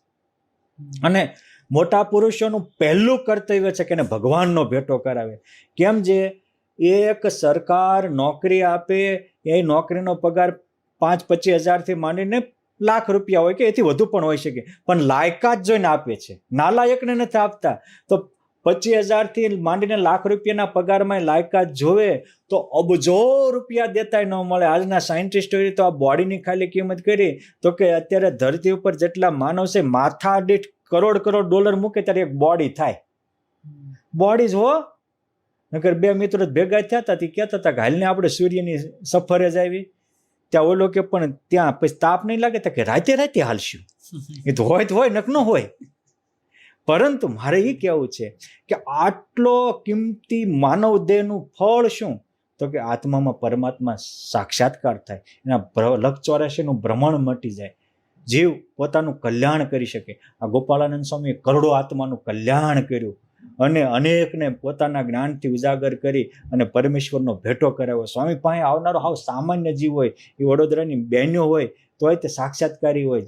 જ્યાં જાય સ્વામી ત્યાં પગલે પગલે પુરુષોત્તમનો પ્રકાશ પધરાય. અને સ્વામીએ માત્ર દેવી જીવોને જ તારે એવું નથી. ભગવાન માટે નિષ્કુળાનંદ સ્વામી લખ્યા છે કે આગે અવતાર અનેક થયા એને તાર્યા દેવી જન, દેવી આસુરી તાર્યા દોઈને એવો સહજાનંદ ભગવાન. પછી સ્વામીએ લખ્યું કે તુણ કાષ્ટ ને તુમડા તારે એવા વહાણ તો હોય ઘણા, એટલે વહાણ હોય પણ તણકલા તારે, ઘાસ તારે, કદાચ લાકડા તારે, કદાચ તુમડા તારે, પણ લો પાષાણ ને પાર ઉતારે એ વહાણની ન હોય મણા, એની મણા નહીં. એમ ગોપાળાનંદ સ્વામી તો લોહ ને પાષાણ જેવા, મેં હમણાં કીધું ને સલકીમાં બ્રહ્મ રાક્ષસ, ધોળકાના ભૂત, આવા ભૂતિઓનીમાં ભટકતા ને એક સેકન્ડના છઠ્ઠા ભાગમાં કલ્યાણ કર્યું. અરે એના સંબંધમાં આવે ને આમ કીડિયારું જો એમ થાય કે આ કીડિયારોનું કેદી કલ્યાણ થાય, ત્યાં કરોડો કીડિયારોના કલ્યાણ કર્યા છે. આ ગોપાળાનંદ સ્વામીનું બહુ મોટું યોગદાન છે. અને એની પરંપરામાં એને જે પ્રસ્થાંતરીના ભાષ્યો રચ્યા, એને જે સાહિત્યનું સર્જન કર્યું, આજે સ્વામીની વાતો છે, એ મોટું યોગદાન છે. અને સૌથી મોટું યોગદાન તો એની પરંપરાનો 500 પરમહંસોની ફોજ હજી ફરે છે, એ હજી આ બ્રહ્માંડ રહેશે ત્યાં સુધી ફરતી રહેશે અને હજારો જીવોને બ્રહ્મ તરફ ગતિ કરાવતા રહેશે, આત્મામાં પરમાત્માનો સાક્ષાત્કાર કરાવતા રહેશે, દેહરૂપ મટાડીને બ્રહ્મરૂપ કરાવતા રહેશે. એ બહુ મોટું યોગદાન છે. સંપ્રદાયમાં ગોપાળાનંદ સ્વામીના સ્વહસ્તે લખાયેલો કોઈ ગ્રંથ ખરો? હા, ગોપાળાનંદ સ્વામીએ તે ગીતા ભાષ્યની રચના કરી છે. ગોપાળાનંદ સ્વામીએ તે બ્રહ્મસૂત્ર ભાષ્ય ઉપર બ્રહ્મસૂત્ર રત્ન ભાષ્યની રચના કરી છે. ગોપાળાનંદ સ્વામીએ તે ભાગવતજીના 10મા સ્કંદ ઉપર શુકાભિપ્રાય બોધિની ટીકા લખી છે. 11 સ્કંદ ઉપર કૃષ્ણાભિપ્રાય બોધાઈની ટીકા લખી છે. 3ય સ્કંદ ઉપર પણ ભાગવતજીની સ્વામીએ પોતાના હસ્તે ટીકાઓ લખી છે. વળી વિષ્ણુ પૂજા, ધર્મદેવ પૂજા, હનુમત પૂજાની વિધિઓ પણ સ્વામીએ પોતાના હસ્તક લખી છે. એટલે આ બધા જ ગોપાળાનંદ સ્વામીના હસ્તક લખાયેલા ગ્રંથો છે. વળી સ્વામીએ પ્રેરણા કરીને શિક્ષાપત્રીને મરાઠી ભાષામાં પણ લખાવી છે. એટલે સ્વામીના હસ્તક લખાયેલા ગ્રંથો છે. સંપ્રદાયમાં અમુક પ્રકાશન પણ થયેલા છે, ભાષ્યો વગેરે તો આજે મોજૂદ છે. ઓકે સ્વામી, ગોપાળાનંદ સ્વામીના હજી 2-3 પ્રસંગો સાંભળવા છે. સ્વામીના તો હજારો પ્રસંગો છે. મેં કહ્યું ને એમ 2000ના પુસ્તકમાં લખ્યું છે, પણ યુનિક અને બહુ ટૂંકા રસપ્રદ પ્રસંગો લઉં. ભગવાન સ્વામિનારાયણ સાગરમાં એવું બોલે છે, સંત ચલત મગહી સો લગી પવન લગે ઓર, તાકો હોત સજ્જ મોક્ષ હી એસો હે બળજોર. મારો સંત માર્ગમાં ચાલતો હોય ને એને સ્પર્શેલો વાયુ પણ જો કોઈ બીજાને અડી જાય એનું પણ કલ્યાણ કરું, એવા મારા સંતો બળવાન બળજોર છે. અને એનો મૂર્તિમાન દસ્તાવેજી પુરાવો હોય તો યોગ સમ્રાટ ગોપાળાનંદ સ્વામી છે. ગોપાળાનંદ સ્વામી વડોદરામાં હતા અને એક બ્રહ્મદેવ આવા પવિત્ર શ્રાવણ માસમાં શિવ પૂજન કરવા જતા હતા. તો રસ્તામાં સ્વામી સભા કરીને બેઠા હતા, તો સ્વામીના કપાળ ઉપર એને ચાંદલો કર્યો. બાજુમાં રામચંદ્ર વૈદ્ય હતા. એ કહે છે કે સ્વામી આનું ફળ શું? સ્વામી કે એને મને ચાંદલો કર્યો ને એટલે અક્ષરધામમાં પુરુષોત્તમ નારાયણને ચાંદલો થયો, આનું ફળ એને અક્ષરધામ મળશે. આ જેને એક ખાલી ચાંદલો કરે અને એનું અક્ષરધામ મળે. અને ઇતિહાસ નોંધે છે કે ભૂદેવનો અંતકાળ આવ્યો ત્યારે પુરુષોત્તમ નારાયણ અનંત મુક્તોને લઈને એને તેડવા આવ્યા હતા. સ્વામી વડોદરાથી વડતાલ આવતા હતા અને મહીસાગરના કાંઠે સ્નાન કરીને સ્વામીને પૂજા કરવી હતી. એક માલધારી ભરવાડભાઈ ગાયો ચારતા હતા. એને પૂછ્યું કે કાંઈ સાધુ સંતોને બેસીને પૂજા કરવું સ્થાન? બાપુ આમ સીધા હાલે જાઓ, ગામના ચોરે બધા સાધુ મહાત્માઓને પૂજા કરો. સ્વામી કે તે મને ચોરાનો રસ્તો બતાવ્યો અને તને મારી પ્રત્યે એટલી સદભાવના થઈ, અંતકાળે હું તને અક્ષરધામનો રસ્તો બતાવીશ. અને એવું કહેવાય છે કે એને થયું આ અક્ષરધામનો રસ્તો કેવી રીતે બતાવશે, અક્ષરધામનો રસ્તો કેવી રીતે બતાવશે? આ સાધુ બોલતા હતા એવું એને 2000 વાર વિચાર આવેલા. કેટલી વાર? અંતકાળે ભગવાન સ્વામિનારાયણ 2000 ગોપાળાનંદ સ્વામીના સ્વરૂપ લઈને તેડવા આવ્યા કે તમે આટલા બધા સ્વામી હતા કે એટલી વાર તે મને સંભાળ્યો તેટલા હતા. મારા સંભાળવાથી એવા મારા સ્વરૂપો બંધાણા. અરે સ્વામી લુણાવાડમાં ગયા હતા અને 200 હરિભક્તોની સભા હતી અને સ્વામી એમની સેવા ભાવનાથી રાજી થઈને માગવાનું વરદાન કહ્યું. ત્યારે કહે છે કે અમારું અંતકાળે ભગવાનને લઈને તેડવા આવજો, કલ્યાણ કરજો. સ્વામી કે તથાસ્તુ. સ્વામી તો પછી સ્વામીએ પણ 1908માં વૈશાખ વદ 5મે અંતર્ધાન લીલા કરી. લુણાવાડાના ભક્તો મૂંઝાણા કે સ્વામી તો આપણને વરદાન આપી ગયા કે અમે તેડવા આવશું. સ્વામી પોતે ગયા, હવે ક્યાંથી આપણને તેડવા આવવાના છે? અને બીજે દી સવારમાં આવ્યા તો 200 ગોપાળાનંદ સ્વામી લુણાવાડના મંદિરમાં ઉભેલા. બોલે ને એમ થયું સ્વામી યજ્ઞના 200 ક્યાંથી પ્રગટ થયા? કે તમે 100 કોણ? તો કે અમે ગોપાળાનંદ સ્વામીના સંકલ્પ છીએ. જેના સંકલ્પના રાજ ચાલતા હોય એ કેવા હશે? હે સ્વામી ગઢપુરમાં બેઠા હતા ને આમાં ભગવાને પ્રલયની વાતો કરી. સ્વામી આંખ્યું વીંચીને વિચાર્યું પ્રલય કેમ થતો હોય? ત્યાં તો ધડાધડ ઝાડવા મંડ્યા પડવા, મકાનો મંડ્યા ડોલવા, નદીઓના નીર ખળબળવા. સ્વામિનારાયણ ભગવાનને હાકલ મારી, હા યોગી, અરે કે હું કે શું કરતા? કે ધ્યાન કરતો. તો શાનું? કે તમે કહેતા હતા પ્રલયની પાર જવાનું, પ્રલયમાં ન આવે, પ્રલયથી પાર થાય ત્યારે કે ભગવાનમાં વૃત્તિ લાગે. હું પ્રલય કરતો, સંકલ્પ કરતા ને બ્રહ્માંડના પ્રલય થઈ જાય છે. તમારા સંકલ્પ બ્રહ્માંડો સર્જાય ને બ્રહ્માંડો વિનાશ થાય. આ હતા ગોપાળાનંદ સ્વામી.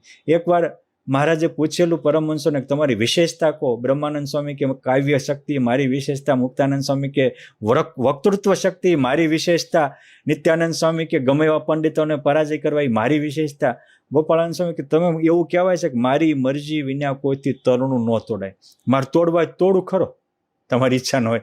તમે ન તો તમારા પ્રતાપે અનંત કોટી બ્રહ્માંડો ચલાવું. મહારાજ કે ધન્યવાદ સ્વામી, આ તમારી વિશેષતા ઓકે છે. આ ગોપાળાનંદ સ્વામી, જ્યાં વિજ્ઞાનનો એન્ડ આવે ત્યાં ગોપાળાનંદ સ્વામીનો આરંભ થાય. આજનું વિજ્ઞાન એવું કહે છે, વનસ્પતિ વિજ્ઞાન, કે 2 પ્રકારના વૃક્ષ હોય, એક કાંટા વગરનું અને એક કાંટા વાળું. કાંટાવાળા વૃક્ષને કાંટા ખરી જાય એટલે એ નષ્ટ થઈ જાય, અને કાંટા વગરના વૃક્ષ હોય એને સાલ વહી જાય એટલે એ વિનાશ થઈ જાય. તમે જોજો કાંટા વગરના વૃક્ષો છે એ સાલ વગરના હશે, અને કાંટાવાળો વૃક્ષ છે ત્યાં સાલ હશે પણ કાંટા ખરી ગયા છે એટલે હુકાઈ જાય. આ વિજ્ઞાન છે. આ વિજ્ઞાનનો જ્યાં એન્ડ આવે ત્યાં ગોપાળાનંદ સ્વામીનો આરંભ થાય.